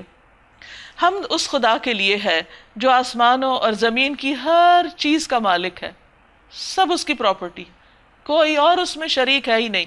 اگر ہمارے پاس کچھ ہے تو وہ وقتی طور پر ہے، اور آخرت میں بھی اسی کے لیے حمد ہے، یعنی جس طرح اس دنیا کی ساری نعمتیں اس نے ہمیں عطا کی ہیں تو آخرت میں بھی ہمیں جو کچھ ملے گا وہی دے گا، اس لیے ہمیں اسی کی تعریف کرنی چاہیے۔ وہ دانا اور باخبر ہے جو کچھ زمین میں جاتا ہے، یعنی مرنے کے بعد انسان جاتے ہیں یا پانی جاتا ہے یا جو بھی گرتا ہے وہ نیچے ہی زمین میں چلا جاتا ہے، اور جو کچھ اس سے نکلتا ہے جیسے پودے وغیرہ نکلتے ہیں، اور جو کچھ آسمان سے اترتا ہے جیسے بارش وغیرہ، اور جو اس میں چڑھتا ہے جیسے بادل وغیرہ یا انسانوں کے اعمال چڑھتے ہیں اوپر، ہر چیز کو وہ جانتا ہے۔ یعنی جو کچھ کائنات کے اندر چینجز آ رہی ہیں، تبدیلیاں ہو رہی ہیں، حرکات ہو رہی، سب اس کے علم میں، اس کا علم ہر چیز پہ چھایا ہوا ہے۔ وہ رحیم اور غفور ہے۔ منکرین کہتے ہیں کیا بات ہے کہ قیامت ہم پہ نہیں آ رہی؟ یعنی انسان کو زندگی کی دعا کرنی چاہیے، کچھ کام کرنے کے لیے مہلت مانگنی چاہیے، نہ کہ موت اور قیامت یہ کوئی مانگنے کی چیز تھی۔ کہو قسم ہے میرے عالم الغیب پروردگار کی، وہ تم پر آ کر رہے گی۔ یعنی دیر ہو رہی تو اس کا مطلب نہیں کہ آئے گی نہیں۔ اس سے ذرہ برابر کوئی چیز نہ آسمانوں میں چھپی ہوئی ہے، نہ زمین میں، نہ ذرے سے بڑی اور نہ اس سے چھوٹی، سب کچھ ایک نمایاں دفتر میں ہے۔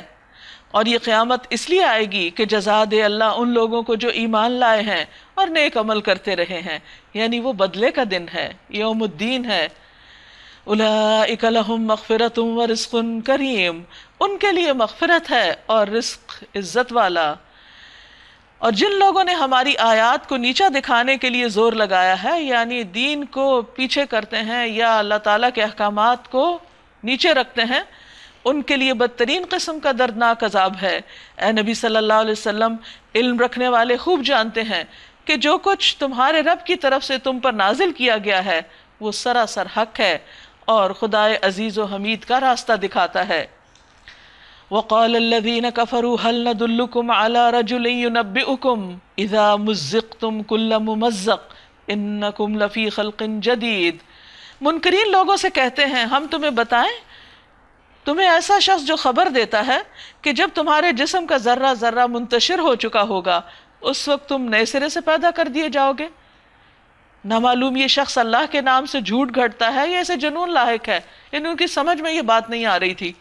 نہیں، بلکہ جو لوگ آخرت کو نہیں مانتے وہ عذاب میں مبتلا ہونے والے ہیں، اس لیے ایسی باتیں کرتے ہیں، اور وہی بری طرح بہکے ہوئے ہیں۔ کیا انہوں نے کبھی اس آسمان اور زمین کو نہیں دیکھا جو انہیں آگے اور پیچھے سے گھیرے ہوئے؟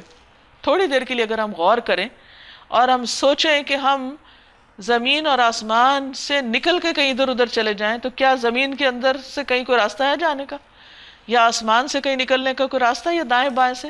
ہم پوری طرح سراؤنڈڈ ہیں، اللہ کی زمین اور آسمان کے بیچ میں گھرے ہوئے ہیں، تو نافرمانی کر کے کہاں بھاگیں گے؟ اللہ سے مقابلہ کر کے کہاں جائیں گے؟ سوچنے کی بات ہے۔ ہم چاہیں تو انہیں زمین میں دھنسا دیں یا آسمان کے کچھ ٹکڑے ان پر گرا دیں، در حقیقت اس میں ایک نشانی ہے ہر اس بندے کے لیے جو اللہ کی طرف رجوع کرنے والا ہو۔ اب یہاں سے داؤد علیہ السلام کا ذکر شروع ہوگا، جو اللہ سبحانہ و تعالیٰ کی طرف بہت زیادہ رجوع کرنے والے تھے۔ ایک دن روزہ رکھتے اور ایک دن نہیں رکھتے تھے، اور رات کا ایک حصہ عبادت کرتے پھر سو جاتے پھر اٹھتے تھے، یعنی پہلا حصہ سو جاتے پھر عبادت کرتے پھر سو جاتے پھر اٹھتے، یعنی ہر حال میں وہ اللہ کی طرف رجوع کرنے والے بندے تھے۔ ہم نے داؤد علیہ السلام کو اپنے ہاں سے بڑا فضل عطا کیا تھا، بہت سی نعمتوں سے نوازا تھا۔ ہم نے حکم دیا کہ اے پہاڑو اس کے ساتھ ہم آہنگی کرو، اور یہی حکم ہم نے پرندوں کو دیا، یعنی جب وہ اللہ کا ذکر کرتے، تسبیح کرتے، پہاڑ گونج اٹھتے، پرندے ان کے سر پہ آ کے ان کی تسبیح میں شریک ہو جاتے۔ اور اتنی نعمتیں پانے کے باوجود وہ حد درجہ شکر گزار تھے. ہم نے لوہے کو اس کے لیے نرم کر دیا اس ہدایت کے ساتھ کہ زرہیں بنا اور ان کے حلقے ٹھیک اندازے پر رکھ. زبردست قسم کا ہنر ان کو عطا کیا گیا تھا. اور آپ دیکھیے کہ جو شخص یا جو قوم لوہے کے ساتھ کچھ بنا سکتی ہو، جس کے پاس سٹیل انڈسٹری ہو، وہ دنیا کی پاورفل قوم ہوتی ہے. داؤد علیہ السلام کے ہاتھوں میں اللہ نے لوہا اس طرح موم کر دیا تھا جیسے گندا ہوا آٹا ہو، اور اس سے وہ باریک قسم کی تاریں بنا کے اس سے وہ یہ زرہیں اور یہ لباس بنا رہے تھے کہ جس میں سے ہر چیز بالکل بیلنس تھی، کہ وہ پھر ذرا ٹوٹتی نہیں تھی. اس کے حلقے خاص طور پر ٹھیک ٹھیک اندازے پر رکھتے تھے. فرمایا وَعَمَلُوا صَالِحًا، اور نیک عمل کرو، انی بما تعملون بصیر، جو کچھ تم کرتے ہو میں اس کو دیکھ رہا ہوں. اور سلیمان علیہ السلام کے لیے ہم نے ہوا کو مسخر کر دیا، صبح کے وقت اس کا چلنا 1 مہینے کی راہ تک، اور شام کے وقت اس کا چلنا 1 مہینے کی راہ تک. یعنی ایک سوار جتنا فاصلہ 1 مہینے میں طے کرتا ہے وہ صبح سے دوپہر تک طے کر لیتے تھے، اور اس علاقے میں چلے جاتے اور پھر واپسی کا سفر شام تک ہو جاتا. اور اس طرح ان کے لیے اللہ نے فاصلے سمیٹ دیے تھے. اب آپ سوچیں کہ آج کل ہم سمجھتے ہیں کہ ہوائی جہاز بنا کر اور ہوائی سفر کے ذریعے ہم بہت ترقی یافتہ ہو گئے ہیں، لیکن اللہ سبحانہ و تعالیٰ نے کئی ہزار سال پہلے سلیمان علیہ السلام اور ان کے جو ساتھی تھے ان کو یہ قوت عطا کی تھی کہ وہ ہوا کو مسخر کر کے طویل فاصلے بہت تھوڑی دیر میں طے کر لیں. ہم نے اس کے لیے پگھلے ہوئے تانبے کا چشمہ بہا دیا. داؤد علیہ السلام کے لیے لوہا اور ان کے لیے ایک اور دھات تانبا. اور ایسے جن اس کے تابع کر دیے جو اپنے رب کے حکم سے اس کے آگے کام کرتے تھے. یعنی صرف انسانوں کی فوجیں نہیں تھی، جنوں کی بھی تھیں جو ان کے لیے مسخر کیے گئے تھے. ان میں سے جو ہمارے حکم سے سرتابی کرتا اس کو ہم بھڑکتی ہوئی آگ کا مزہ چکھاتے. وہ اس کے لیے بناتے تھے، یعنی جنات بناتے تھے جو کچھ وہ چاہتا، جس قسم کی چیز بنوانا چاہتے وہ ان سے آرڈر پر بنوا لیتے. اونچی اونچی عمارتیں، تصاویر، بڑے بڑے حوض جیسے لگن، اور اپنی جگہ سے نہ ہٹنے والی دیگیں، کیونکہ ان کے لشکر بہت بڑے تھے اور بڑا زیادہ کھانا پکتا تھا.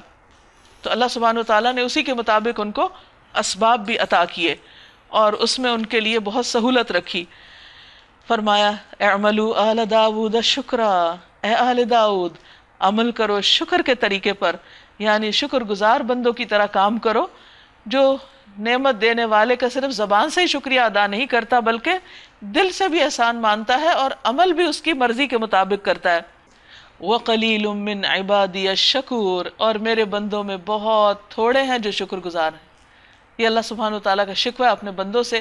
دن رات نعمتیں لیتے ہیں، ہم سو بھی رہے ہوتے ہیں تو سہولت سے سانس لے رہے ہوتے ہیں، آکسیجن اندر لے جا رہے ہوتے ہیں اور کاربن ڈائی آکسائڈ باہر آ رہی ہوتی ہے، اور ہم آرام سے سو رہے ہوتے ہیں، ہمارا دل دھڑک رہا ہوتا ہے اور غذا ہمارے اندر ہماری ضروریات پوری کر رہی ہوتی ہے. یہ سب کچھ پا کر بھی اور اس کے علاوہ بھی ان گنت نعمتیں، بندے اللہ ہی کو بھول جاتے ہیں. نہ سوتے وقت اس کا شکر ادا کرتے ہیں، نہ اٹھ کے ادا کرتے ہیں، اور نہ دن کے کام کاج میں اس کا ذکر کرتے ہیں. تو بندے کا کیا کام ہے کہ اپنے رب کی ان ساری نعمتوں پر اس کا شکر گزار ہو، کیونکہ نعمتوں کی حفاظت شکر کے ذریعے ہی کی جا سکتی ہے. ابو ہریرہ رضی اللہ عنہ سے روایت ہے کہ رسول اللہ صلی اللہ علیہ وسلم نے فرمایا، اے ابو ہریرہ تم پرہیزگار بن جاؤ، سب سے زیادہ عبادت گزار ہو جاؤ گے، اور قناعت کرو، سب سے زیادہ شکر گزار ہو جاؤ گے. پھر جب سلیمان علیہ السلام پر ہم نے موت کا فیصلہ نافذ کیا تو جنوں کو اس کی موت کا پتہ دینے والی کوئی چیز اس گھن کے سوا نہ تھی جو اس کے عصا کو کھا رہا تھا. کہا جاتا ہے کہ سلیمان علیہ السلام خود کھڑے ہو کر ایک عصا کے اوپر ہاتھ رکھ کر جنوں سے کام لے رہے تھے کہ اتنے میں اچانک ان کی وفات ہو گئی، اور جنوں کو نہیں پتا چلا، وہ کام میں لگے رہے حتیٰ کہ عصا کو دیمک نے کھا لیا. جب عصا ٹوٹ کے گرا اور سلیمان علیہ السلام گر گئے تو انہیں پتا چلا کہ یہ فوت ہو چکے ہیں. اس سے یہ ثابت کرنا مقصود تھا کہ جنوں کو غیب کا علم نہیں ہوتا، کیونکہ اس سے بہت سی خرابیاں پھر پیدا ہوتی ہیں، شرک کے دروازے کھل جاتے ہیں. اس طرح جب سلیمان علیہ السلام گر پڑے تو جنوں پہ یہ بات کھل گئی کہ اگر وہ غیب کے جاننے والے ہوتے تو اس ذلت کے عذاب میں مبتلا نہ رہتے. لقد کان لسبأ فی مسکنہم آیا، ایک طرف آل داؤد شکر گزار، دوسری طرف ایک اور قوم کا ذکر جن کو اللہ نے اسی طرح بہت نعمتوں سے نوازا تھا، لیکن ان کی ناشکری نے ان کی نعمتوں کو ختم کر دیا۔ سبا کے لیے ان کے اپنے ہی مسکن میں ایک نشانی موجود تھی۔ قوم سبا اپنے وقت کی بہت مالدار، تجارت پیشہ اور زراعت پیشہ قوم تھی، اور ان کے تجارتی اسفار جو تھے وہ بھی بڑے کامیاب تھے۔ یمن سے لے کر شام تک کے علاقے میں ہزاروں بستیاں انہوں نے بنا رکھی تھیں، ہرے بھرے راستے تھے، اور سفر بہت سہولت کے ساتھ ہوتے تھے، اور اس سے ان کی تجارت بہت چمکی ہوئی تھی۔ اسی طرح چونکہ سمندر کے کنارے کے قریب تھے تو وہاں سے سمندر پار بھی ان کی تجارت دور دور تک پھیلی ہوئی تھی۔ لیکن انہوں نے کیا کیا؟ فرمایا 2 باغ دائیں اور بائیں، کھاؤ اپنے رب کا دیا ہوا رزق اور شکر بجا لاؤ اس کا۔ اللہ نے بس اتنا ہی چاہا تھا ان سے کہ وہ نعمتیں استعمال کریں مگر شکر ادا کریں، اللہ کے بندے اللہ کے وفادار بن کر رہیں۔ ملک ہے عمدہ اور پاکیزہ، اور پروردگار ہے بخشش فرمانے والا، مگر وہ منہ موڑ گئے، یعنی شکر ادا نہیں کیا۔ آخر کار ہم نے ان پر بند توڑ سیلاب بھیج دیا۔ انہوں نے، ان کی جو اریگیشن کا سسٹم تھا وہ بہت زبردست تھا۔ کہتے ہیں کہ پہاڑوں میں گھرے ہوئے شہر تھے، پہاڑوں سے چشمے اور ندی نالے بہہ کے آتے، تو اس پانی کو روکنے کے لیے انہوں نے بند باندھے ہوئے تھے کہ وہ ضائع نہ ہو، اور اس طرح ان کی زراعت جو تھی وہ بہت عروج پر تھی۔ لیکن انہوں نے جب اللہ کی نافرمانیاں کی، ناشکری کی، تو وہی پانی جو ان کے کھیت سیراب کرتا تھا، ان کے لیے رزق اور خوشحالی کا ذریعہ تھا، اسی پانی سے ایسا سیلاب آیا جب بند ٹوٹا کہ ان کی زمین کے اوپر سے جو زرخیز مٹی تھی وہ ساری بہہ گئی، اور پیچھے جو زمین رہ گئی وہ کچھ اگانے کے قابل نہ تھی۔ اور ان کے پچھلے 2 باغوں کی جگہ 2 اور باغ انہیں دیے جن میں کڑوے کو سیلے پھل اور جھاؤ کے درخت تھے، یعنی وہ زراعت کے قابل زمین نہ رہی۔ اور کچھ تھوڑی سی بیریاں، یہ تھا ان کے کفر کا بدلہ، ناشکری کا بدلہ جو ہم نے ان کو دیا۔ دنیا میں اللہ نے نشانی دکھا دی۔ کہتے ہیں کہ 1000 سال تک یہ قوم بہت ترقی پر رہی، بہت عروج پر رہی، لیکن پھر انجام یہ ہوا۔ اور ناشکر انسان کے سوا ایسا بدلہ ہم کسی اور کو نہیں دیتے۔ یعنی جب بھی انسان سے کوئی نعمت چھنے، ضرور سوچے کیا گناہ کیا ہے، کیا غلطی کی ہے، کہاں ناشکرا پن کیا ہے، کہاں اللہ کو یاد نہیں رکھا، کہاں نعمت پا کے اس کی فرما برداری کی بجائے اس کی ناشکری کرنا شروع کر دی۔ اور ہم نے ان کے اور ان بستیوں کے درمیان جن کو ہم نے برکت عطا کی تھی نمایاں بستیاں بسا دیں، اور اس میں سفر کی مسافتیں ایک اندازے پر رکھ دیں۔ یعنی ان لوگوں کو پورا ایک ان کا جو سفر تھا اس میں ہر مناسب فاصلے پر ایک ایک بستی ہوتی تھی، جس میں ان کے امن امان کے بھی سسٹم موجود تھے، اور اس کے علاوہ کھانے پینے کی بھی سہولتیں تھیں، اور سفر سارا ہی بہت خوشگوار ہوتا تھا۔ آج بھی آپ اگر کچھ ترقی یافتہ علاقوں میں جائیں جہاں بڑے بڑے ہائی ویز ہیں اور راستے میں مختلف طرح کی ریسٹ پلیسز بنی ہوئی ہیں، تو سفر بذات خود سفر نہیں بلکہ ایک تفریح بن جاتا ہے کہ جہاں چاہے انسان روک لے، ریسٹ کر لے، کھائے پیے، انجوائے کرے، اور پھر اس کے بعد دوبارہ سفر پہ چل پڑے۔ تو یہ کئی 1000 سال پہلے ان کو یہ سب نعمتیں میسر تھیں۔ فرمایا چلو پھرو ان راستوں میں رات دن پورے امن کے ساتھ، یعنی رات کو بھی سفر سے کوئی خوف نہیں تھا، مگر انہوں نے کہا ہے ہمارے رب ہمارے سفر کی مسافتیں لمبی کر دے۔ یعنی انہیں ایسا غرور اور تکبر آیا اور ایسی باتیں کہنے لگے۔ بعض اوقات کہتا تو انسان ہنسی مذاق میں ہی ہے ایسی باتیں کہ جب انسان کو بہت نعمتیں مل جاتی ہیں تو انسان کہتا ہے کبھی ہم بھی دوسرا مزہ چکھتے کہ جب نعمت نہیں ہوتی تو کیا ہوتا ہے۔ تو اسی قسم کے کچھ بول بولے انہوں نے، یا اسی طرح کے عمل کیے، انہوں نے اپنے اوپر آپ ظلم کیا۔ تو اسی پہ پتہ چلتا ہے کہ انسان کو منفی باتیں ہنسی مذاق میں بھی نہیں کرنی چاہیے، اور اپنے اوپر بد دعا نہیں کرنی چاہیے، نہ اپنی اولاد پر اور نہ ہی اپنے پیاروں کے لیے۔ اگر ان سے کوئی تکلیف پہنچ بھی جائے، کوئی پتہ نہیں اس کو قبولیت کا وقت ہو اور انسان کسی بڑی مشکل میں جا پڑے۔ آخر کار ہم نے انہیں افسانہ بنا کے رکھ دیا، بس کہانیاں ہی رہ گئی ان کی، کوئی چیز ان کی نہ بچی، اور انہیں بالکل تتر بتر کر ڈالا۔ یعنی ایسی منتشر ہوئی وہ قوم کہ دنیا بھر میں پھیل گئی، اور ان کا یہ بکھرنا ایک محاورہ بن گیا کہ فلاں لوگ ایسے بکھرے جیسے قوم سبا۔ یقیناً اس میں نشانیاں ہیں ہر اس شخص کے لیے جو بڑا صابر اور شاکر ہو۔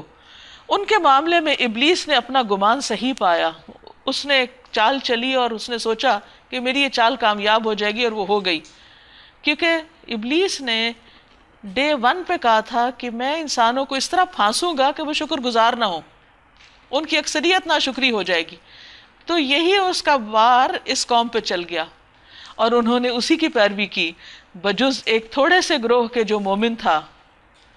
لیکن جب برائی کثرت سے پھیل جائے اور مومن تھوڑے رہ جائیں تو پھر معاملہ اکثریت کے مطابق ہی ہو جاتا ہے.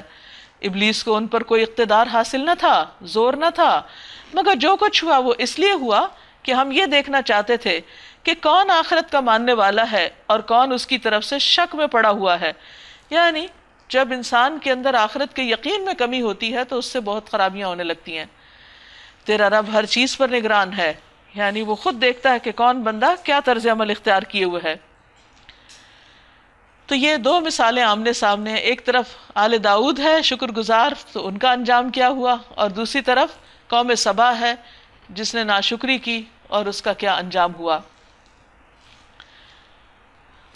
قل ادعوا الذين زعمتم من دون الله لا يملكون مثقال ذرة في السماوات ولا في الأرض وما لهم فيها من شرك وما لهم منهم من ظهير.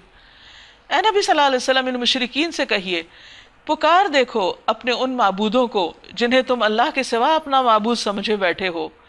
وہ نہ آسمانوں میں کسی ذرہ برابر چیز کے مالک ہیں، نہ زمین میں. وہ آسمان و زمین کی ملکیت میں شریک بھی نہیں ہیں.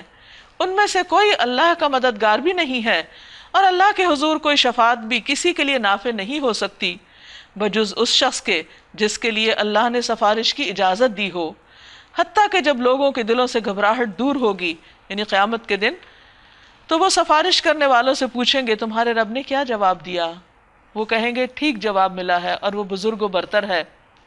یعنی یہاں اس دن کا نقشہ کھینچا گیا ہے کہ جب قیامت کے دن کوئی سفارش کرنے والا کسی کے حق میں سفارش کی جب اجازت طلب کرے گا تو پھر اس کے بعد انسان کا ڈر کے مارے حال کیا ہوگا. یعنی اپلیکیشن گئی ہوئی ہے، پتہ نہیں جواب کیا آتا ہے. اے نبی صلی اللہ علیہ وسلم، ان سے پوچھئے کون تم کو آسمانوں اور زمین سے رزق دیتا ہے؟ یعنی یہ جو اللہ کو نہیں مانتے، اللہ کو معبود نہیں سمجھتے، ان سے یہ تو پوچھئے کہ ان کو یہ سب کھلا پلا کون رہا ہے؟ کہو اللہ. اب لا محالہ ہم میں اور تم میں سے کوئی ایک ہی ہدایت پر ہے یا گمراہی میں پڑا ہوا ہے. ان سے کہیے جو قصور ہم نے کیا ہو اس کی کوئی باز پرس تم سے نہ ہوگی، اور جو کچھ تم کر رہے ہو اس کی کوئی جواب طلبی ہم سے نہیں کی جائے گی. ہمارا رب ہم کو جمع کرے گا، پھر ہمارے درمیان ٹھیک ٹھیک فیصلہ کر دے گا. وہ ایسا زبردست حاکم ہے جو سب کچھ جانتا ہے.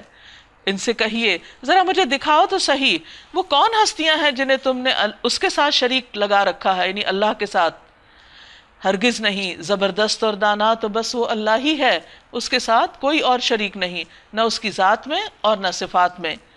اور اے نبی صلی اللہ علیہ وسلم، ہم نے آپ کو تمام انسانوں کے لیے بشیر و نذیر بنا کر بھیجا ہے، مگر اکثر لوگ جانتے ہی نہیں. وَلَكِنَّ أَكْثَرَ النَّاسِ لَا يَعْلَمُونَ. تو ہمارا کیا فرض بنتا ہے جو آپ کی امت ہے کہ ہم اپنے نبی کے بارے میں ان سب لوگوں کو بتائیں جن کو معلوم نہیں، تاکہ وہ ان کو اپنا رہنما مان کر کامیابی تک پہنچے، دنیا کی زندگی بھی اپنی خوبصورت بنائیں اور آخرت کی بھی. یہ لوگ تم سے کہتے ہیں کہ وہ قیامت کا وعدہ کب پورا ہوگا اگر تم سچے ہو. کہو تمہارے لیے ایک ایسے دن کی میعاد مقرر ہے جس کے آنے میں نہ ایک گھڑی بھر کی تاخیر تم کر سکتے ہو اور نہ گھڑی بھر پہلے اسے لا سکتے ہو. یہ کافر کہتے ہیں ہم اس قرآن کو ہرگز نہ مانیں گے اور نہ اس سے پہلے آئی ہوئی کسی کتاب کو مانیں گے. یعنی صاف انکار اللہ کی طرف سے آئی ہوئی رہنمائی کا. کاش تم دیکھو ان کا حال اس وقت جب یہ ظالم اپنے رب کے حضور کھڑے ہوں گے. آج تو بڑے شوق سے انکار کر رہے ہیں، لیکن کل شامت کیا آئے گی وہ کل ہی پتہ چلے گی. اس وقت یہ ایک دوسرے پر الزام دھریں گے، ایک دوسرے کو بلیم کریں گے. جو لوگ دنیا میں دبا کر رکھے گئے تھے وہ بڑے بننے والوں سے کہیں گے اگر تم نہ ہوتے تو ہم مومن ہوتے، تم نے ہمیں بھٹکایا. وہ بڑے بننے والے ان دبے ہوئے لوگوں کو جواب دیں گے کیا ہم نے تمہیں اس ہدایت سے روکا تھا جو تمہارے پاس آئی تھی؟ نہیں، بلکہ تم خود مجرم تھے، تم خود ذمہ دار ہو اپنی غلطی کے. وہ دبے ہوئے لوگ ان بڑے بننے والوں سے کہیں گے نہیں، بلکہ شب و روز کی مکاری تھی جب تم ہم سے کہتے تھے کہ ہم اللہ سے کفر کریں اور دوسروں کو اس کا شریک ٹھہرائیں. آخر کار جب یہ لوگ عذاب دیکھیں گے تو اپنے دلوں میں پچھتائیں گے اور ہم ان منکرین کے گلوں میں توق ڈال دیں گے، کیا لوگوں کو اس کے سوا اور کوئی بدلہ دیا جا سکتا ہے کہ جیسے اعمال ان کے تھے ویسی ہی وہ جزا پائیں؟ یعنی محض بلیم کرنے سے ان کا مسئلہ حل نہیں ہوگا۔ کبھی ایسا نہیں ہوا کہ ہم نے کسی بستی میں ایک خبردار کرنے والا بھیجا ہو اور اس بستی کے کھاتے پیتے لوگوں نے یہ نہ کہا ہو کہ جو پیغام تم لے کر آئے ہو ہم اس کو نہیں مانتے۔ یعنی سب سے زیادہ تو جو اس بستی کے عقل مند، سو کالڈ عقل مند پڑھے لکھے لوگ ہوتے ہیں وہی انکار کر دیتے ہیں۔ انہوں نے ہمیشہ یہی کہا کہ ہم تم سے زیادہ مال اور اولاد رکھتے ہیں، ان کو اسی چیز کا گھمنڈ مار گیا، اور ہم ہرگز سزا پانے والے نہیں، دنیا میں بھی ہم پریویلیجڈ لوگ ہیں، آخرت میں بھی ایسا ہی ہوگا۔ اے نبی صلی اللہ علیہ وسلم ان سے کہیے میرا رب جسے چاہتا ہے کشادہ رزق دیتا ہے، وہ اس لیے نہیں دیتا کہ کوئی شخص ڈیزرو کرتا ہے، اور جسے چاہتا ہے نپاتلا عطا کرتا ہے۔ بعض اوقات کوئی شخص بہت نیک ہوتا ہے لیکن اس کے باوجود اس کو رزق میں تنگی ہوتی ہے، یہ اللہ کا فیصلہ ہے، مگر اکثر لوگ اس کی حقیقت نہیں جانتے۔ یہ تمہاری دولت اور تمہاری اولاد نہیں جو تمہیں ہم سے قریب کرتی ہو، یعنی اللہ اس سے متاثر نہیں ہوتا۔ ہاں مگر جو ایمان لائے اور نیک عمل کرتے رہے یہی لوگ ہیں جن کے لیے ان کے عمل کی دوہری جزا ہے، اور بلند و بالا عمارتوں میں اطمینان سے رہیں گے، یعنی قیامت کے دن پھر جنت میں جا کر۔ رہے وہ لوگ جو ہماری آیات کو نیچا دکھانے کے لیے دوڑ دھوپ کریں گے تو وہ عذاب میں مبتلا ہوں گے۔ اے نبی صلی اللہ علیہ وسلم ان سے کہیے میرا رب اپنے بندوں میں سے جسے چاہتا ہے کھلا رزق دیتا ہے، جسے چاہتا ہے نپا تلا دیتا ہے۔ پھر دوبارہ اس کی تکرار کی گئی کہ رزق کی وجہ سے کسی کو بڑا چھوٹا مت سمجھو، جو کچھ تم خرچ کر دیتے ہو اس کی جگہ وہی تم کو اور دیتا ہے۔ یعنی آپ دیکھیے جب سے ہم پیدا ہوئے ہیں کیا کچھ خرچ کر چکے ہیں؟ کیا وہ سب پیدائش کے وقت ہمارے پاس تھا؟ نہیں، زندگی چلتی رہی اور ہم اپنی ضرورت پوری کرتے رہے، اور اگر ہم سارا حساب لگانے بیٹھیں کہ جو ہم نے کھانا کھایا اس کی قیمت کیا ہے، یا جو لباس آج تک پہنے اس کی قیمت کیا ہے، یا جن گھروں میں رہے، تو یہ ساری چیزیں اگر یہ سارا بجٹ کیلکولیٹ کیا جائے، یہ ساری چیزوں کا ایک حساب کیا جائے تو انسان پریشان ہو کے رہ جائے کہ میں اتنا کچھ کھا چکا ہوں اور اتنا کچھ خرچ کر چکا ہوں، اور جب میں پیدا ہوا تھا تو اس میں سے کوئی چیز نہیں تھی میرے پاس۔ تو یہ اللہ کا ایک طریقہ ہے کہ انسان استعمال کرتا جاتا ہے، چلتا جاتا ہے، اور آگے اللہ تعالیٰ اور دروازے اس کے لیے کھولتا جاتا ہے، اور وہ سب رازقوں سے بہتر رازق ہے۔ اور جس دن وہ تمام انسانوں کو جمع کرے گا پھر فرشتوں سے پوچھے گا کیا یہ لوگ تمہاری ہی عبادت کرتے تھے؟ تو وہ جواب دیں گے پاک ہے آپ کی ذات، انت ولینا من دونہم، ہمارا تعلق تو آپ سے ہے نہ کہ ان لوگوں سے، دراصل یہ ہماری نہیں بلکہ جنوں کی عبادت کرتے تھے، ان میں سے اکثر انہی پر ایمان لائے ہوئے تھے۔ ہم اس وقت کہیں گے کہ آج تم میں سے کوئی نہ کسی کو فائدہ پہنچا سکتا ہے نہ نقصان، اور ظالموں سے ہم کہہ دیں گے کہ چکھو اب اس عذاب کا مزہ جسے تم جھٹلایا کرتے تھے۔ ان لوگوں کو جب ہماری صاف صاف آیات سنائی جاتی ہیں تو کہتے ہیں کہ یہ شخص تو بس یہ چاہتا ہے کہ تم کو تمہارے ان معبودوں سے برگشتہ کر دے جن کی عبادت تمہارے باپ دادا کیا کرتے تھے، اور کہتے ہیں کہ یہ قرآن محض ایک جھوٹ گڑا ہوا ہے۔ ان کافروں کے سامنے جب حق آیا تو انہوں نے کہہ دیا کہ یہ تو سری جادو ہے، یعنی ان کے سارے جو قول اقوال ہیں وہ بیان کیے جا رہے ہیں کہ ان کے بلیفز کیا ہیں اور یہ کیا سمجھتے ہیں، ان کی عقل کہاں خطا کھا رہی۔ حالانکہ ہم نے ان لوگوں کو پہلے کوئی کتاب نہیں دی تھی کہ اسے پڑھتے ہوں، اور نہ تم سے پہلے ان کی طرف کوئی خبردار کرنے والا بھیجا تھا۔ ان سے پہلے گزرے ہوئے لوگ جھٹلا چکے، جو کچھ ہم نے ان کو دیا تھا اس کے عشر اشیر کو بھی یہ نہیں پہنچے، یعنی ان کے پاس وہ مال و دولت نہیں جو قوم سبا کے پاس تھی مثلا۔ مگر جب انہوں نے میرے رسولوں کو جھٹلایا تو دیکھ لو کہ میری سزا کیسی سخت تھی۔ اے نبی صلی اللہ علیہ وسلم ان سے کہیے میں تمہیں بس ایک بات کی نصیحت کرتا ہوں، خدا کے لیے تم اکیلے اکیلے دو دو مل کر اپنا دماغ لڑاؤ اور سوچو، یعنی زیادہ لوگوں کی بات نہیں کی، اکیلے اور پھر دو، کیونکہ جتنے زیادہ لوگ ہو جاتے ہیں پھر بات کہیں سے کہیں چلی جاتی، فوکس نہیں رہتا۔ اور سوچو تمہارے صاحب میں آخر کون سی ایسی بات ہے جو جنون کی ہو، وہ تو ایک سخت عذاب کی آمد سے پہلے تمہیں متنبہ کرنے والا ہے۔ ان سے کہیے اگر میں نے تم سے کوئی اجر مانگا ہے تو تمہیں کو مبارک، یعنی میں اپنے اس تبلیغ کے کام پر تم سے کوئی صلہ نہیں چاہتا، میرا اجر تو اللہ کے ذمہ ہے اور وہ ہر چیز پر گواہ ہے۔ ان سے کہیے میرا رب مجھ پر حق کا القاء کرتا ہے اور وہ تمام پوشیدہ حقیقتوں کا جاننے والا ہے۔ کہو حق آ گیا اور اب باطل کے کیے کچھ نہیں ہو سکتا، کہو اگر میں گمراہ ہو گیا ہوں تو میری گمراہی کا وبال مجھ پر ہے، اور اگر میں ہدایت پر ہوں تو اس وحی کی بنا پر ہوں جو میرا رب میرے اوپر نازل کرتا ہے، وہ سب کچھ سنتا اور قریب ہے سمیع قریب۔ کاش تم دیکھو انہیں اس وقت جب یہ لوگ گھبرائے پھر رہے ہوں گے اور کہیں بچ کر نہ جا سکیں گے، بلکہ قریب ہی سے پکڑ لیے جائیں گے۔ اس وقت یہ کہیں گے کہ ہم اس پر ایمان لے آئے، حالانکہ اب دور نکلی ہوئی چیز کہاں ہاتھ آ سکتی ہے، یعنی موقع گزر گیا۔ اب اس سے پہلے یہ کفر کر چکے تھے اور بلا تحقیق دور دور کی کوڑیاں لاتے تھے، یعنی اپنے وہم و گمان سے باتیں کرتے تھے اور ان پہ جمے ہوئے تھے۔ اس وقت جس چیز کی یہ تمنا کر رہے ہوں گے اس سے محروم کر دیے جائیں گے، جس طرح ان کے پیش رو ہم مشرب محروم ہو چکے ہوں گے۔ انہم کانوا فی شک مریب، یہ بڑے گمراہ کن شک میں پڑے ہوئے تھے جو ان کو بے چین کیے ہوئے تھا۔ سورۃ فاطر۔ بسم اللہ الرحمن الرحیم، شروع اللہ کے نام سے جو بے انتہا مہربان نہایت رحم فرمانے والا ہے۔ الحمد للہ فاطر السماوات والارض جاعل الملائکۃ رسلا رسلا اولی اجنحۃ مثنی وثلاث ورباع یزید فی الخلق ما یشاء ان اللہ علی کل شیء قدیر۔ تعریف اللہ ہی کے لیے ہے جو آسمانوں اور زمین کا بنانے والا اور فرشتوں کو پیغام رساں مقرر کرنے والا ہے۔ یعنی اللہ سبحانہ وتعالیٰ نے اپنے بندوں کی ہدایت کے لیے جو پیغام بھیجا ہے وہ فرشتوں کے ذریعے بھیجا ہے، اور ان فرشتوں کو خاص پاورز عطا کی ہیں۔ ایسے فرشتے جن کے 2 2 3 3 اور 4 4 بازو ہیں، وہ اپنی مخلوق کی ساخت میں جیسا چاہتا ہے اضافہ کرتا ہے۔ حضرت جبریل علیہ السلام کو جب آپ صلی اللہ علیہ وسلم نے دیکھا تو ان کے 600 پر تھے۔ زمزم کے کنویں کے بارے میں آتا ہے کہ فرشتے نے اپنی ایڑی یا بازو سے زمین میں گڑھا کر دیا، جس سے وہاں سے پانی ابل آیا۔ یقیناً اللہ ہر چیز پر قادر ہے۔ اللہ جس رحمت کا دروازہ بھی لوگوں کے لیے کھول دے اسے کوئی روکنے والا نہیں، اور جسے وہ بند کر دے اسے اللہ کے بعد پھر کوئی دوسرا کھولنے والا نہیں۔ اس لیے اللہ کو چھوڑ کے کسی اور کے پاس جانے کی بھی ضرورت نہیں۔ سارے اختیارات کا مالک صرف اللہ ہے۔ وہی رزق دیتا ہے، وہی اولاد دیتا ہے، وہی مشکلیں آسان کرتا ہے۔ اس لیے بندے کو ہر حال میں براہ راست ڈائریکٹ اس کی طرف جانا چاہیے۔ وہ زبردست اور حکیم ہے۔ لوگو تم پر جو اللہ کے احسانات ہیں انہیں یاد رکھو۔ کیا اللہ کے سوا کوئی اور خالق بھی ہے جو تمہیں آسمان اور زمین سے رزق دیتا ہو؟ یعنی اگر اللہ تعالیٰ تمہاری فصلوں کو نہ اگنے دے تو کسی میں طاقت نہیں کہ وہ اگا سکے۔ اب جن علاقوں میں قحط آتا ہے تو یہ بھی ایک نشانی ہے نا، اللہ تعالیٰ وہاں نہیں اگاتے، نہیں بارش بھیجتے، ساری دنیا میں مل کے وہاں کچھ نہیں اگا سکتی۔ کوئی معبود اس کے سوا نہیں۔ آخر تم کہاں سے دھوکہ کھا رہے ہو؟ کون تمہیں بہکا رہا ہے؟ اب اگر اے نبی صلی اللہ علیہ وسلم یہ لوگ آپ کو جھٹلاتے ہیں تو یہ کوئی نئی بات نہیں، آپ سے پہلے بھی بہت سے رسول جھٹلائے جا چکے ہیں، اور سارے معاملات آخر کار اللہ ہی کی طرف رجوع ہونے والے ہیں۔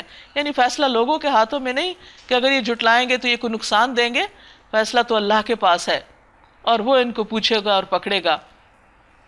یا ایہا الناس، اے لوگو، ان وعد اللہ حق، بے شک اللہ کا وعدہ سچا ہے، برحق ہے، یعنی آخرت کا وعدہ۔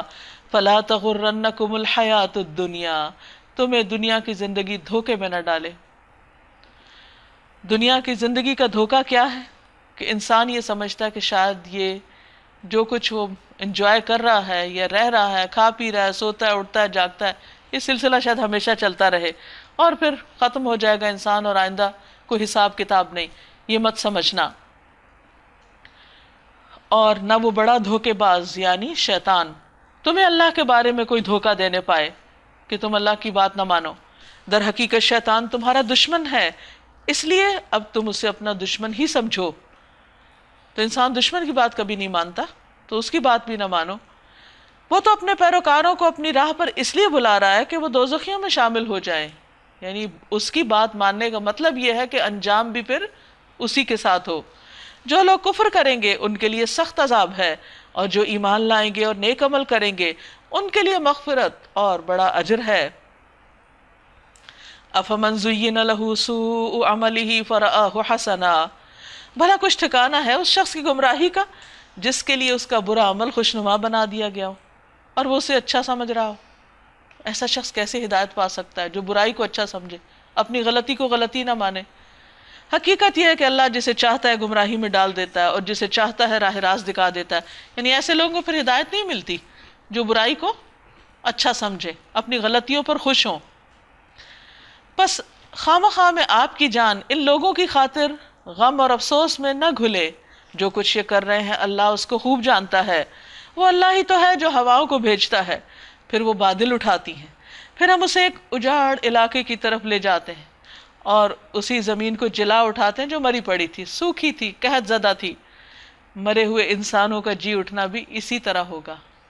جیسے صحرا پہ بارش پڑے تو ایک دم وہاں پر ہر طرف گرینری ہو جاتی ہے، تو ایسے ہی قیامت کے دن مٹی کے اندر ملے ہوئے انسانوں کے جسم دوبارہ اٹھ جائیں گے. من کان یرید العزت فللہ العزت جمیعا. جو کوئی عزت چاہتا ہو اسے معلوم ہونا چاہیے کہ عزت ساری کی ساری اللہ کی ہے. کیونکہ بہت دفعہ انسان بس انا عزت کے مسئلے کی وجہ سے حق قبول نہیں کرتا. اس کے ہاں جو چیز اوپر چڑھتی ہے وہ صرف پاکیزہ قول ہے، اچھے کلمات، بہترین ذکر اور عمل صالح اس کو اوپر چڑھاتا ہے. یعنی خالی باتیں کام نہیں آتی جب تک انسان کچھ کرے نہ. رہے وہ لوگ جو بےہودہ چال بازیاں کرتے ہیں، یعنی غلط باتیں کرتے ہیں اور فریب کاریاں کرتے ہیں اور چالاکیاں کرتے ہیں اور دین میں بھی وہ دھوکہ بازیاں کرتے ہیں، ان کے لیے سخت عذاب ہے کیونکہ اللہ سب جانتا ہے. وَمَكْرُ أُولَٰئِكَ هُوَ يَبُورُ. اور ان کا مکر خود ہی غارت ہونے والا ہے. اللہ نے تم کو مٹی سے پیدا کیا. انسان کو اس کی حقیقت یاد دلائی جا رہی ہے کہ وہ ہوش میں آئے. پھر نطفے سے، پھر تمہارے جوڑے بنا دیے، یعنی مرد اور عورت. کوئی عورت حاملہ نہیں ہوتی اور نہ ہی کوئی بچہ جنتی ہے مگر یہ سب کچھ اللہ کے علم میں ہوتا ہے. کوئی عمر پانے والا عمر نہیں پاتا، نہ کسی کی عمر میں کچھ کمی ہوتی ہے مگر یہ سب کچھ ایک کتاب میں لکھا ہوتا ہے. اللہ کے لیے کام بہت آسان ہے. جس کی چاہے زندگی بڑھا دے، جس کی چاہے گھٹا دے، کیونکہ دعا جو ہے اس سے تقدیر بھی بدل جاتی. اور اسی طرح صلہ رحمی سے انسان کی عمر میں برکت ہوتی ہے. اور پانی کے دو ذخیرے یکساں نہیں ہیں، ایک میٹھا اور پیاس بجھانے والا، پینے میں خوشگوار، اور دوسرا سخت کھاری کے حلق چھیل دے، مگر دونوں سے تم تر و تازہ گوشت حاصل کرتے ہو، پہننے کے لیے زینت کا سامان نکالتے ہو. اور اسی پانی میں تم دیکھتے ہو کہ کشتیاں اس کا سینہ چیرتی ہوئی چلی جا رہی ہیں تاکہ تم اللہ کا فضل تلاش کرو. کیونکہ بہت سے کھانے پینے کی چیزوں کی ٹرانسپورٹیشن جو ہے وہ سمندر کے ذریعے ہوتی ہے، کشتیوں کے ساتھ، یعنی کشتیوں کے ذریعے لوگ ادھر ادھر لے جاتے ہیں. اور اس کے شکر گزار بنو. وہ دن کے اندر رات کو اور رات کے اندر دن کو پروتا ہوا لے آتا ہے، یعنی پتہ ہی نہیں چلتا، ایک دوسرے میں تبدیل ہو جاتا ہے. ہمیں کچھ بھی نہیں کرنا پڑتا، خود بخود ہو رہا ہے یہ سب. چاند اور سورج کو اس نے مسخر کر رکھا ہے. یہ سب کچھ ایک وقت مقرر تک کے لیے چلا جا رہا ہے، یعنی اپنی گردش میں ہے. وہی اللہ جس کے یہ سارے کام ہیں تمہارا رب ہے، بادشاہی اسی کی ہے. اسے چھوڑ کر جن دوسروں کو تم پکارتے ہو وہ ایک پر ایک کاہ کے مالک بھی نہیں ہے. انہیں پکارو تو وہ تمہاری دعا سن نہیں سکتے، سن لیں تو تمہیں کوئی جواب نہیں دے سکتے. اور قیامت کے روز وہ تمہارے شرک کا انکار کر دیں گے. یعنی وہاں جا کر کہیں گے کہ ہم نے کب کہا تھا کہ ہم سے کچھ مانگو، اور ہم نے کیا کب کہا تھا کہ ہم تمہاری دعائیں سننے والے ہیں یا تمہارے غم بانٹنے والے ہیں. حقیقت حال کی ایسی صحیح خبر تمہیں خبردار کے سوا کوئی نہیں دے سکتا. یعنی اللہ تعالیٰ نے خود ہی بتا دیا کہ غیر اللہ سے مانگنے میں تمہیں کوئی فائدہ نہیں. یا ایہا الناس انتم الفقراء الی اللہ. اے لوگو، اے سب لوگو، نیک بد، عالم جاہل، عورت مرد، کالا گورا، سب کے سب. یا ایہا الناس انتم الفقراء، تم سب محتاج ہو. سوچئے ذرا کہ کبھی کسی نیک سے نیک شخص نے یہ کہا کہ میں بہت نیک ہوں، مجھے مزید نیکی کی ضرورت نہیں، یا مجھے اللہ کی رحمت کی ضرورت نہیں، میں تو خود ہی اپنی ذات میں بہت کچھ ہوں. نہیں، ہر ایک محتاج ہے. کوئی کتنا کچھ بھی کر لے. فرشتے جو دن رات اللہ کے حضور جھکے رہتے ہیں قیامت کے دن کہیں گے یا اللہ ہم نے تیری عبادت کا حق نہیں ادا کیا، ما عبدناک حق عبادتک. تو جب وہ اللہ سے مانگ رہے ہیں اور اللہ سے ڈرتے ہیں اور اللہ کے آگے جھکے ہوئے ہیں تو پھر ہم انسانوں کو بھی اللہ ہی سے مانگنا چاہیے، اللہ ہی سے اپنی ضروریات اس کے سامنے رکھنی چاہیے. اور اللہ تو غنی اور حمید ہے. وہ ایک ذات ایسی ہے کہ جس کو کسی چیز کی ضرورت نہیں، نہ کسی کی عبادت کی، نہ کسی کے صدقہ خیرات کی، اور نہ کسی اور چیز کی.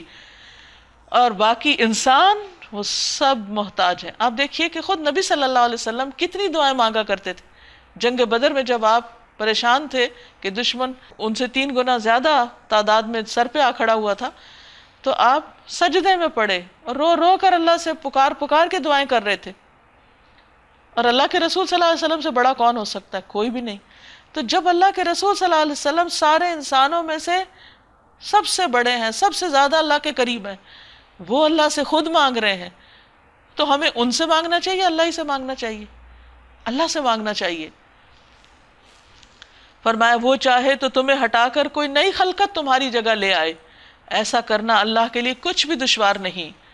کوئی بوجھ اٹھانے والا کسی دوسرے کا بوجھ نہ اٹھائے گا، اور اگر کوئی لدا ہوا نفس اپنا بوجھ اٹھانے کے لیے پکارے گا تو اس کے بوجھ کا ایک ذرا حصہ بھی، ادنا حصہ بھی بٹانے کے لیے کوئی نہ آئے گا، چاہے وہ قریب ترین رشتہ دار ہی کیوں نہ ہو. یعنی قیامت کے دن تو کوئی کسی کے کام آنے والا نہیں. سب سے زیادہ فکر دنیا میں آپ دیکھیں کہ رشتہ داروں کو ہوتی ہے، اگر کسی پہ کوئی موت کی تکلیف آ جائے، کوئی نقصان ہو جائے تو وہی پہلے آتے ہیں. قیامت کے دن وہ بھی نہیں آئیں گے تو باقی کس نے آنا؟ اے نبی صلی اللہ علیہ وسلم، آپ تو صرف ان لوگوں کو خبردار کر سکتے ہیں جو بن دیکھے اپنے رب سے ڈرتے ہیں، نماز قائم کرتے ہیں. جو شخص بھی پاکیزگی اختیار کرتا ہے وہ اپنی ہی بھلائی کے لیے کرتا ہے. نیک کوئی بنتا ہے تو اپنے آپ کو فائدہ دیتا ہے، اور پلٹنا سب کو اللہ کی طرف ہے. وَمَا يَسْتَوِي الْأَعْمَى وَالْبَصِيرُ، اندھا اور آنکھوں والا برابر نہیں ہوتے. وَلَا الظُّلُمَاتُ وَلَا النُّورُ، تاریکیاں اور روشنی یکساں نہیں. وَلَا الظِّلُّ وَلَا الْحَرُورُ، نہ ٹھنڈی چھاؤں اور دھوپ کی تپش ایک جیسی ہے. وَمَا يَسْتَوِي الْأَحْيَاءُ وَلَا الْأَمْوَاتُ، اور زندہ اور مردہ بھی برابر نہیں. جب یہ سب چیزیں برابر نہیں، ایک جیسی نہیں، تو اچھے اور برے عمل بھی برابر نہیں، اچھا اور برا انجام بھی ایک جیسا نہیں. ان اللہ یسمع من یشاء، مگر اللہ جسے چاہتا ہے سنواتا ہے. وما انت بمسمع من فی القبور، اور آپ ان لوگوں کو نہیں سنا سکتے جو قبروں میں دفن ہیں. یعنی جو مرنے کے بعد ان کی جب جان ہی چلی گئی تو نہ وہ سن سکتے ہیں، نہ وہ بول سکتے ہیں، نہ وہ کچھ کر سکتے ہیں. تو اسی طرح جو لوگ دنیا میں زندہ ہوتے ہوئے بھی اپنے آنکھ کان استعمال نہیں کر رہے، وہ بھی ایسے ہی ہیں گویا وہ مرے ہوئے ہیں، مردہ ہیں. تو ان کے اوپر کوئی بات اثر نہیں کرتی، ان کو کچھ سنائی نہیں دیتا، حق پہچانا نہیں جاتا. ہم نے تو آپ کو حق کے ساتھ بھیجا ہے، بشارت دینے والا اور ڈرانے والا بنا کر، اور کوئی امت ایسی نہیں گزری جس میں کوئی متنبع کرنے والا نہ آیا ہو. اب اگر یہ لوگ آپ کو جھٹلاتے ہیں تو ان سے پہلے گزرے ہوئے لوگ بھی جھٹلا چکے ہیں، یہ کوئی نئی بات نہیں. ان کے پاس ان کے رسول کھلے دلائل، صحیفے اور روشن ہدایات دینے والی کتاب لے کر آئے تھے. پھر جن لوگوں نے نہیں مانا ان کو میں نے پکڑ لیا. اب دیکھیے کہ جنہوں نے کتاب کو نہیں مانا، ہدایات کو نہیں مانا، تو اللہ نے ان کو پکڑ لیا. اور دیکھ لو کہ میری سزا کیسی سخت تھی. کیا تم دیکھتے نہیں ہو کہ اللہ آسمان سے پانی برساتا ہے اور پھر اس کے ذریعے سے ہم طرح طرح کے پھل نکال لاتے ہیں جن کے رنگ مختلف ہوتے ہیں. پہاڑوں میں بھی سفید، سرخ اور گہری سیاہ دھاریاں پائی جاتی ہیں. طرح طرح کے رنگ اور ڈیزائن ہیں جن کے رنگ مختلف ہوتے ہیں. اور اسی طرح انسانوں اور جانوروں اور مویشیوں کے رنگ بھی مختلف ہیں. یعنی اللہ نے یہ دنیا، یہ کائنات رنگین بنائی ہے. حقیقت یہ ہے کہ اللہ کے بندوں میں سے صرف علم رکھنے والے لوگ ہی اس سے ڈرتے ہیں، کیونکہ وہ اللہ کو پہچان جاتے ہیں، اللہ کی عظمت کا احساس ان کے دل میں آ جاتا ہے، اللہ کی بڑائی ان کے دل میں آتی ہے، تو انہیں پھر اللہ سے ڈر لگتا ہے. جو جتنا جاہل اور غافل ہے وہ اتنا ہی ڈرنے سے دور ہے. بے شک اللہ زبردست اور درگزر فرمانے والا ہے. ان الذین یتلون کتاب اللہ، بے شک وہ لوگ جو کتاب اللہ کو پڑھتے ہیں، اس کی تلاوت کرتے ہیں. وَأَقَامُوا الصَّلَاةَ، اور نماز قائم کرتے ہیں. وَأَنفَقُوا مِمَّا رَزَقْنَاهُمْ، اور اس میں سے خرچ کرتے ہیں جو ہم نے ان کو رزق دیا. سرًّا وَعَلَانِيَةً، چھپا کے بھی، دکھا کے بھی، کھلے چھپے. یرجون تجارۃ لن تبور، وہ یقیناً ایک ایسی تجارت کی توقع رکھتے ہیں کہ جس میں کبھی خسارہ نہیں ہوگا، ہرگز کوئی نقصان نہیں ہوگا. کامیابی کا کتنا بہترین نسخہ بتا دیا گیا. اللہ کی کتاب کی تلاوت، اور تلاوت سے مراد صرف لفظی طور پر نہیں پڑھنا بلکہ اس کے معنی کو جاننا، نماز قائم کرنا، اللہ کے دیے ہوئے رزق میں سے خرچ کرنا.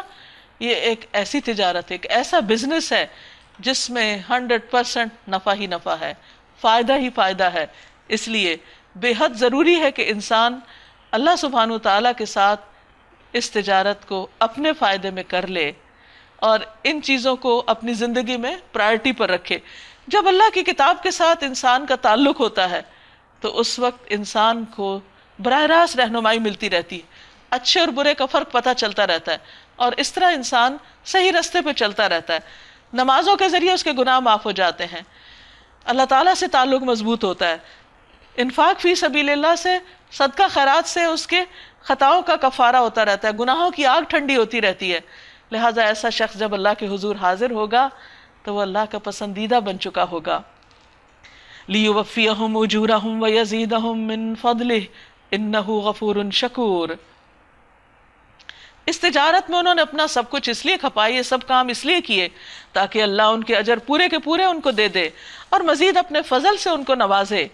بے شک اللہ بخشنے والا اور قدردان ہے۔ اے نبی صلی اللہ علیہ وسلم، جو کتاب ہم نے آپ کی طرف وحی کے ذریعے بھیجی ہے یعنی قرآن، وہ حق ہے، تصدیق کرتی ہوئی آئی ہے ان کتابوں کی جو اس سے پہلے آئی تھیں۔ بے شک اللہ اپنے بندوں کے حال سے باخبر ہے اور ہر چیز پر نگاہ رکھنے والا ہے۔ ثم اورثنا الکتاب، پھر وارث بنا دیا ہم نے اس کتاب کا یعنی قرآن مجید کا، کس کو؟ الذین اصطفینا من عبادنا، جنہیں ہم نے اپنے بندوں میں سے چن لیا، یعنی محمد صلی اللہ علیہ وسلم کی امت، صحابہ کرام، تابعین، اور اس کے بعد قیامت تک آپ کی امت آپ کی اس کتاب کی وارث ہے۔ انبیاء مال و دولت ورثے میں نہیں چھوڑتے، ان کی وراثت علم ہوتا ہے۔ یہ کتاب آپ نے وراثت میں چھوڑی جو ہمارے لیے اب لازم ہے کہ ہم اس کا حق ادا کریں اور اس کی قدردانی کریں۔ لیکن امت تین طرح کی ہے، فَمِنْهُمْ ظَالِمٌ لِنَفْسِهِ، ان میں سے کوئی تو اپنی جان پہ ظلم کرنے والا ہے، یعنی وہ اپنا حق نہیں دے رہا جو اس کو چاہیے تھا کہ کتاب میں سے دے، یعنی کتاب کے ساتھ اس کا تعلق کوئی نہیں ہے۔ وَمِنْهُمْ مُقْتَصِدٌ، اور ان میں سے بعض بیچ کی راہ چل رہے ہیں، یعنی کچھ کر لیتے ہیں وہ کتاب کے مطابق اور کچھ نہیں۔ وَمِنْهُمْ سَابِقٌ بِالْخَيْرَاتِ بِإِذْنِ اللَّهِ، اور ان میں سے بعض ایسے ہیں جو نیکیوں میں اللہ کے اذن سے دوڑ لگانے والے ہیں، آگے جانے والے ہیں، انہیں کوئی حکم پتہ چلتا ہے تو فوراً عمل کر لیتے ہیں اور اس خیر کے کام میں آگے آگے بڑھنے والے ہیں۔ ذَلِكَ هُوَ الْفَضْلُ الْكَبِيرُ، یہی بہت بڑا فضل ہے، وہ دوڑتے دوڑتے جنتوں میں جا پہنچیں گے۔ جنات عدن يدخلونها، عدن کے باغ جن میں وہ داخل ہوں گے، یحلون فیہا من اساور من ذہب ولؤلؤا، وہاں انہیں سونے کے کنگنوں اور موتیوں سے آراستہ کیا جائے گا۔ یعنی انسان کی تمنا دنیا میں کیا ہوتی ہے کہ یہ زیب و زینت کی چیزیں اس کو نصیب ہوں۔ دنیا میں ایسی آرائش اور ایسی خوبصورتی ہر ایک کو اچھی لگتی ہے، لیکن ہر ایک کو ملتی نہیں جو اس کی چاہت کے مطابق۔ ایسے لوگ اگر یہ کام کریں، اس کتاب کا حق دیں، نبی صلی اللہ علیہ وسلم کی اس وراثت کو دنیا تک لے کر جائیں، تو ان کے لیے ایسا خوبصورت انجام ہے۔ وَلِبَاسُهُمْ فِيهَا حَرِيرٌ، اور ان کا لباس اس میں ریشم کا ہوگا۔ اب یہ جو تین قسم کے درجے ہیں لوگوں کے، ہمیں دیکھنا چاہیے کہ ہم کس درجے میں آتے ہیں۔ ایک روایت میں آتا ہے کہ آپ نے فرمایا جو لوگ نیکیوں میں سبقت لے گئے ہیں وہ جنت میں کسی حساب کے بغیر داخل ہو جائیں گے، کیونکہ انہوں نے دنیا میں کوئی حساب کتاب نہیں کیے، کیلکولیشن نہیں کی، بس جو حکم سامنے آیا اس کو اللہ کا حکم سمجھ کے کر لیا۔ وہ صرف یہ نہیں دیکھتے رہ گئے کہ یہ فرض ہے، یہ سنت ہے، یہ نفل ہے، نیکی کا موقع پایا اور اسے کر لیا۔ اور جو بیچ کی راہ رہے ہیں ان سے محاسبہ ہوگا، لیکن ہلکا محاسبہ۔ رہے وہ لوگ جنہوں نے اپنے نفس پہ ظلم کیا تو وہ حشر کے طویل عرصے میں روکے جائیں گے، یعنی وہاں انتظار کرنا پڑے گا ان کو، انہی کو اللہ اپنی رحمت میں لے لے گا پھر آخر میں۔ یہی لوگ ہیں جو کہیں گے شکر ہے اس خدا کا جس نے ہم سے غم کو دور کر دیا۔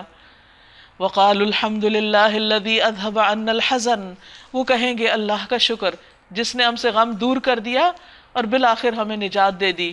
إِنَّ رَبَّنَا لَغَفُورٌ شَكُورٌ، یقیناً ہمارا رب معاف کرنے والا، قدر فرمانے والا ہے۔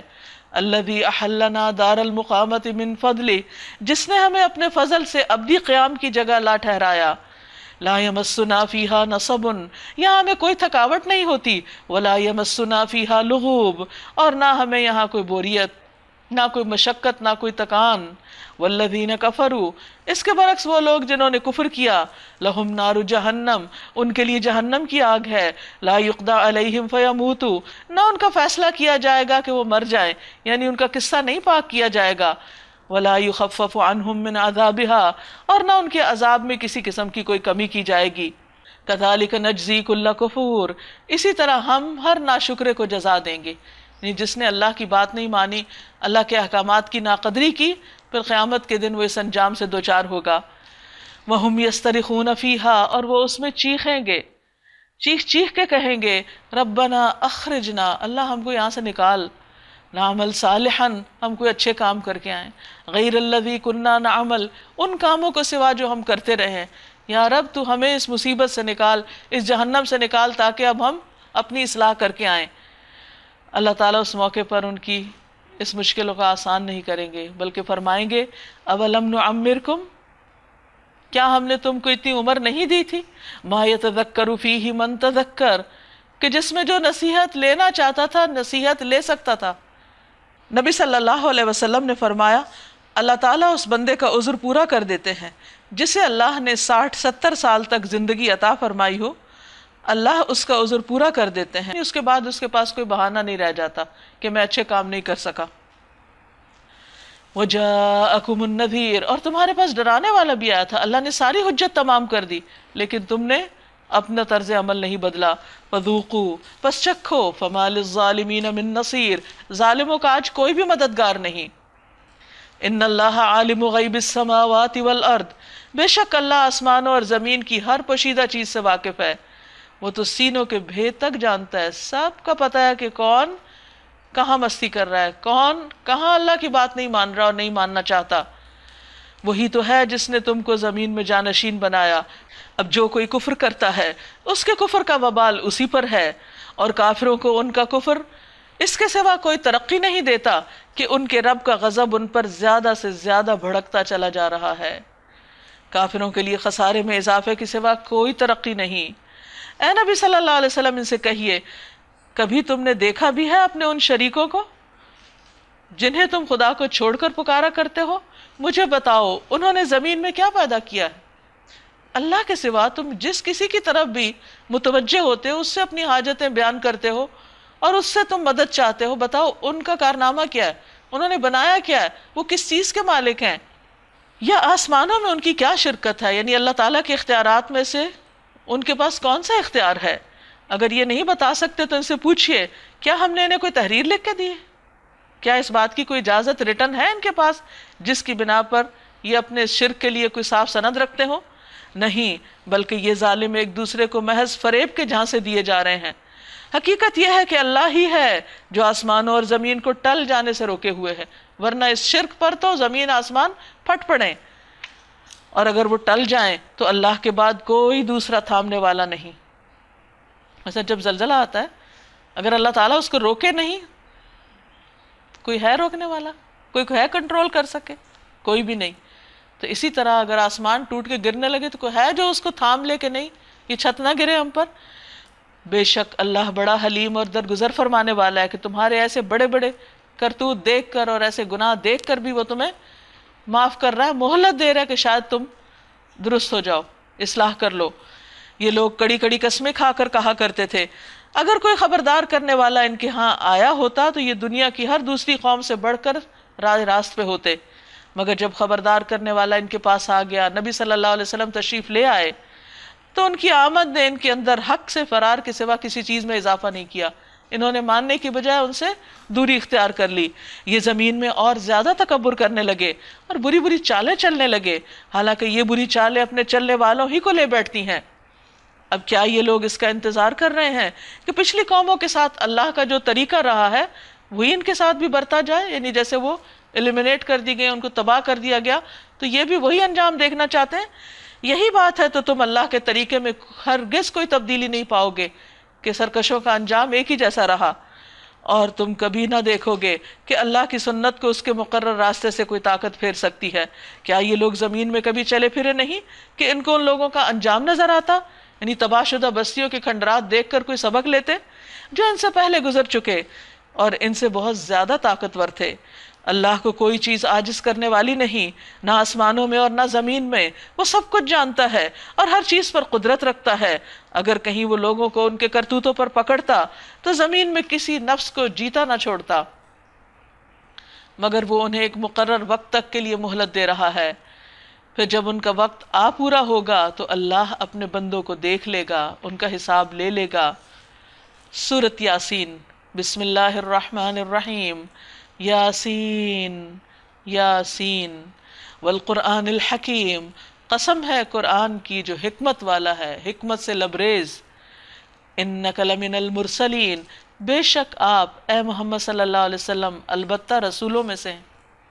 آپ کی رسالت پر یہ قرآن گواہ ہے، جو آپ پر نازل کیا جا رہا ہے، جو آپ کے حق میں گواہی دے رہا ہے۔ علی صراط مستقیم، بالکل سیدھے رستے پر ہے۔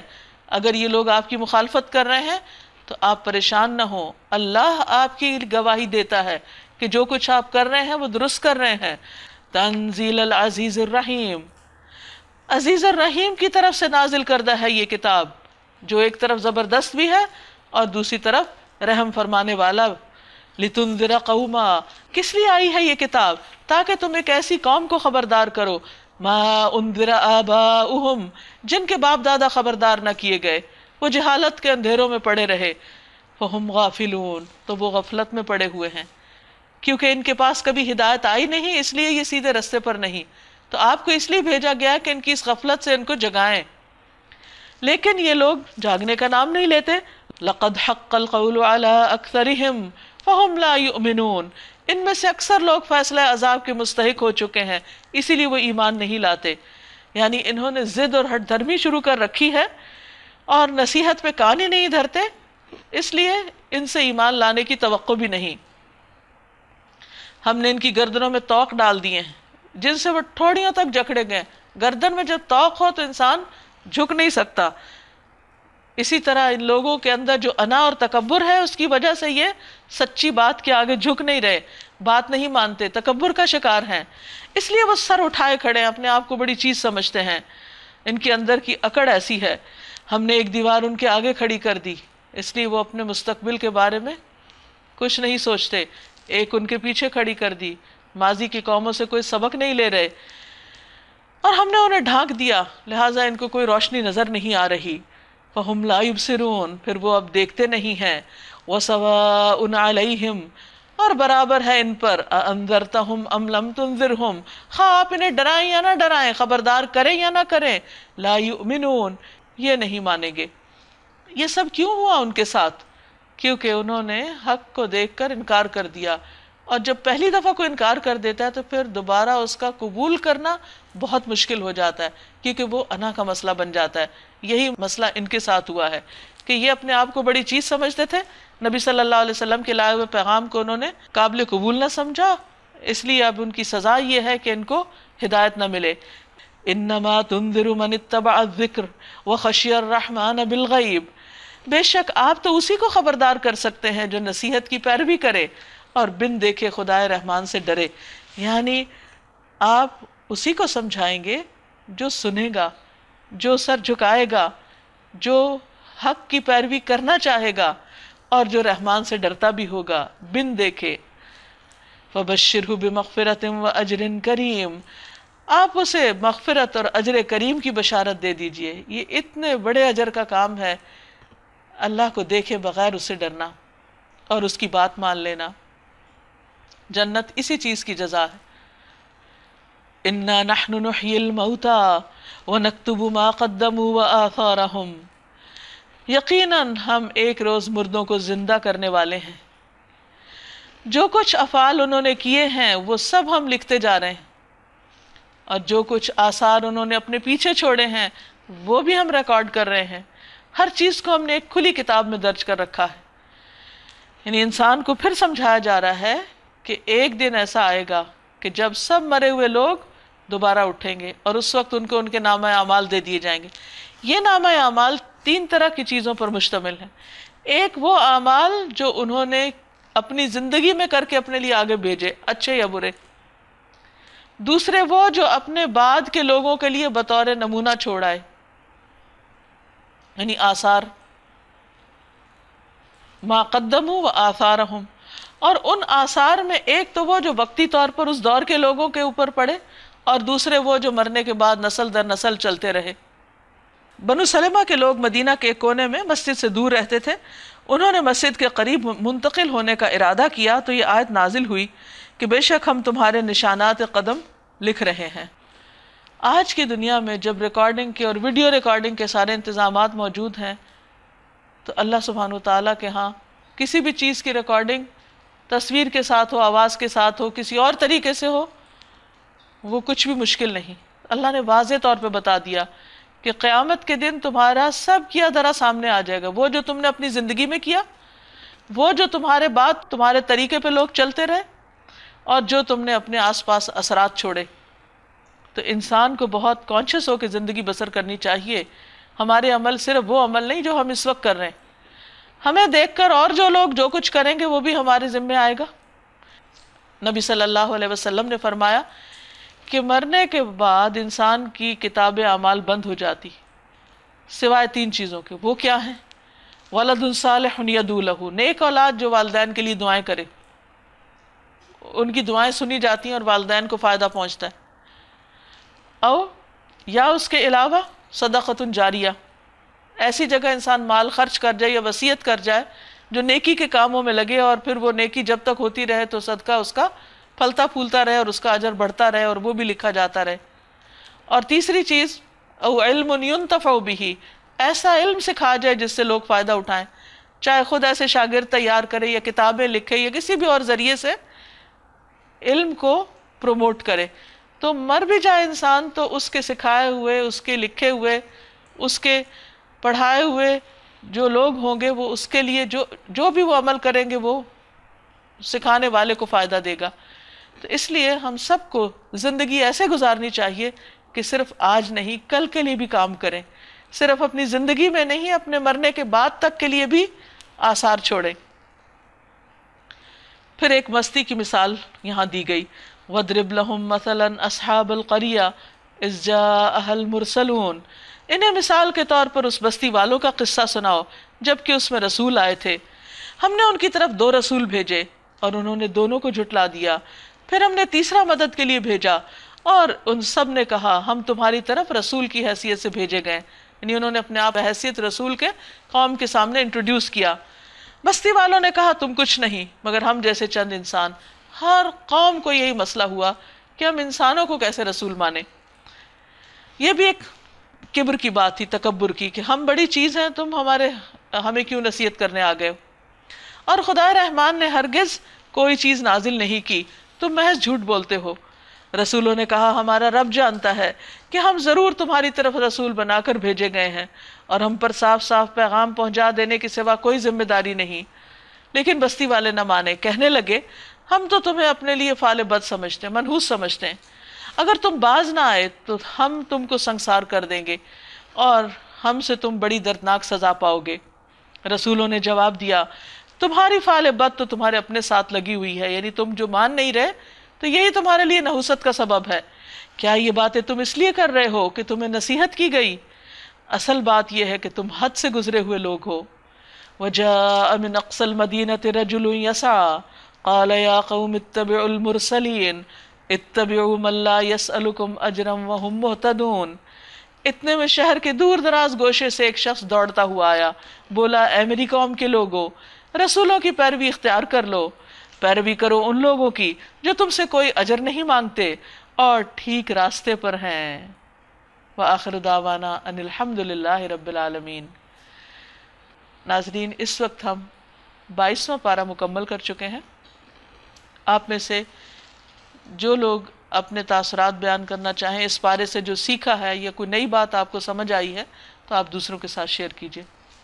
آج ہم جس دور میں کھڑے ہیں، مجھے ایسا محسوس ہوتا ہے کہ جیسے ہم نے بھی بہت ناشکری کی ہے تو اللہ تعالیٰ نے پہلے ہمارا آدھا ملک چھینا ہے، اور اس وقت بھی جو ہم اللہ کی بہت ناشکری کر رہے ہیں، جو اتنی اعلیٰ نعمت اللہ نے ہمیں دی ہے، اتنا بہترین خطہ زمین دیا، اس کی ہم قدر نہیں کر رہے، تو آج ہمارے ساتھ بھی ایسا کچھ ہو رہا ہے۔ سورہ احزاب کی آیت 59 میں اللہ سبحانہ تعالیٰ فرماتے ہیں نبی صلی اللہ علیہ وسلم اپنی بیویوں، بیٹیوں اور اہل ایمان کی عورتوں سے کہہ دو کہ اپنے اوپر چادروں کے پلو لٹکا لیا کریں. تو اس کا مطلب ہے کیونکہ آج کل لوگ بہت یہ کہتے ہیں کہ یہ حکم صرف ازواج مطہرات کے لیے تھا، ہم لوگوں کے لیے نہیں ہے. تو یہاں صاف بالکل واضح طور پہ کہا گیا اے ایمان والوں، اہل ایمان کی عورتوں سے بھی یہ کہہ دیا کریں کہ جب باہر نکلیں تو نبی صلی اللہ علیہ وسلم سے کہا گیا کہ آپ ایمان والی عورتوں سے بھی کہیے. جی بالکل. تو ہم اگر ایمان والے ہیں تو یہ حکم ہمارے لیے بھی ہے. جی یہ ہم اگر ایمان والے ہیں تو اس میں کوئی ڈاؤٹ نہیں ہے کہ یہ حکم ہمارے لیے نہیں ہے، بالکل واضح حکم ہے، کوئی گھما پھرا کے بات نہیں کی گئی ہے، بالکل واضح الفاظ میں ہمیں کہا گیا. اور اس کے علاوہ سورہ سبا سے ہمیں یہ سبق ملتا ہے کہ جو اللہ سبحانہ تعالیٰ فرماتے ہیں لَإِن شَكَرْتُمْ لَأَزِيدَنَّكُمْ، اگر تم شکر کرو گے تو میں تمہاری نعمتوں میں اضافہ کروں گا. لَإِن كَفَرْتُمْ إِنَّ عَذَابِي شَدِيدٌ. سورہ فاطر کی آیت نمبر 12 کے اندر اللہ تعالیٰ نے 2 دریاؤں کا ذکر کیا ہے کہ ایک میٹھا ہے اور ایک نمکین کڑوا ہے، اور دونوں میں ہی فائدے ہیں، دونوں سے ہم فائدے حاصل کرتے ہیں. تو ہم لوگ جو عام چیزوں میں ایسا کرتے ہیں کہ اچھے لوگ اچھی چیزیں یہ تو ہم برداشت کرتے ہیں، ہمیں اچھا لگتا ہے یہ، لیکن جو اچھے اخلاق کے نہیں ہوتے ہیں یا اچھی چیزیں نہیں ہوتی ہیں تو ہم اس کو نہیں برداشت کرتے ہیں نا، اس کے ساتھ برا رویہ اختیار کرتے ہیں، کہتے ہیں کہ یہ کیوں ہے. تو حالانکہ اللہ تعالیٰ کہہ رہا ہے کہ دونوں ہی چیزیں دونوں میں ہی فائدے ہیں، دونوں ہی لوگوں میں فائدے ہیں، بس ضرورت اس بات کی کہ ہمیں وہ خیر نکالنی آنی چاہیے کہ خیر کس طرح نکالنی ہے اس میں. آیت حجاب کے حوالے سے ایک پچھلے دنوں بہت پیاری بات میرے مطالعے میں آئی تھی کہ جس طرح ہم کہتے ہیں کہ بہت اسپیشل چیزیں ہوتی ہیں جو کورڈ ہوتی ہیں، اللہ تعالیٰ کی ذات ہے، بہت اسپیشل ہے، نور ہے اللہ تعالیٰ اور وہ بھی مستور ہیں. اسی طرح خانہ کعبہ کہ کوئی عام گھر نہیں ہے اور وہ بھی کورڈ ہے. بالکل اسی طرح قرآن میں جس طرح اللہ تعالیٰ نے فرمایا کہ مسلم عورت جو ہے وہ بہت اسپیشل ہے، اسی لیے اس کو بھی کور کرنے کا حکم ہے. سورہ یاسین سے آج ہمیں ایک بہت تھاٹ پرووکنگ میسیج ملتا ہے کہ ہم کیا آثار اپنی موت کے بعد کے لیے چھوڑ کے جا رہے ہیں دنیا میں. اگر دیکھا جائے تو ایک ایوریج انسان، مطلب کہ ہم لوگ ویڈیوز، پکچرز، ہماری جو رائٹنگ ہے، جو ہم لکھ رہے ہیں، کسی کو کچھ سکھا رہے ہیں، ہم نے کچھ بنایا ہے، جو بھی ہماری موت کے بعد یہاں پہ رہ جائے گا، تو کیا اس میں زیادہ چیزیں وہ ہیں جو بیکار یا فضول ہیں، جو ہمیں موت کے بعد فائدہ نہیں دیں گی، اور ایسا بہت کم ہے جو ہمیں ہماری آخرت میں کام آئے. تو انسان کو بہت محتاط ہونے کی ضرورت ہے لائف میں. یہ دعاؤں کے بارے میں آج پتہ لگا کہ انسان تو محتاج ہیں، سبھی محتاج ہیں. تو ہم لوگوں کو اپنی دعاؤں کا جائزہ لینا چاہیے، جس طرح کہ آپ صلی اللہ علیہ وسلم نے بھی جنگ بدر میں رو کے دعا مانگی. تو جو لوگ بھی دعا میں کسی کو بھی شریک کرتے ہیں تو انہیں بڑا غور کی ضرورت ہے. آج ایک چیز جو مجھے بہت زیادہ سمجھ میں آئی وہ یہ ہے کہ بعض اوقات ہم قرآن مجید پڑھ رہے ہوتے ہیں اور کچھ احکامات ہوتے ہیں جو کہ ہمیں نہیں سمجھ آ رہے ہوتے اس وقت، تو اس میں دراصل ہمارے عقل کی نقص ہے کہ ہمیں نہیں سمجھ میں آ رہے. تو بیسیکلی جو ریزن ہوتا ہے کسی چیز کے نہیں سمجھ میں آنے کا، وہ ہم اس کی ڈیپتھ کو نہیں سمجھتے ہوتے. تو اس کا حل بھی اللہ سبحانہ و تعالیٰ نے قرآن مجید میں بتا دیا کہ فَاسْأَلُوا أَهْلَ الذِّكْرِ إِن كُنتُمْ لَا تَعْلَمُونَ. تو اگر اللہ تعالیٰ کے بارے میں یا کسی احکام کے بارے میں ہمیں کوئی بھی دل میں شکوک ہے، شبہات ہیں، تو اس کے بارے میں ہمیں جاننے کی کوشش کرنی چاہیے. سورۃ الفاتر آیت نمبر 32 سے میں نے جو لیسن لیا کہ اگر مجھے واقعی میں جنت چاہیے تو مجھے ہر چیز میں سابقون بالخیرات بننا ہوگا. سورہ احزاب میں جو آداب معاشرت ہمیں بتائے گئے، جو آج کل ہمارے معاشرے میں سب سے زیادہ ہم اسے بھول گئے ہیں، تو یہ ہمیں اسی آداب معاشرت کے حوالے سے خود بھی اپنی اصلاح کرنی ہوگی کہ دوسروں کے گھروں میں جانے سے پہلے اجازت لے کے داخل ہوں. کہ آج کل اجازت ہی لینے والے کو سب سے زیادہ برا سمجھا جاتا ہے کہ کیوں آپ ہم سے پوچھ کیوں رہے ہیں.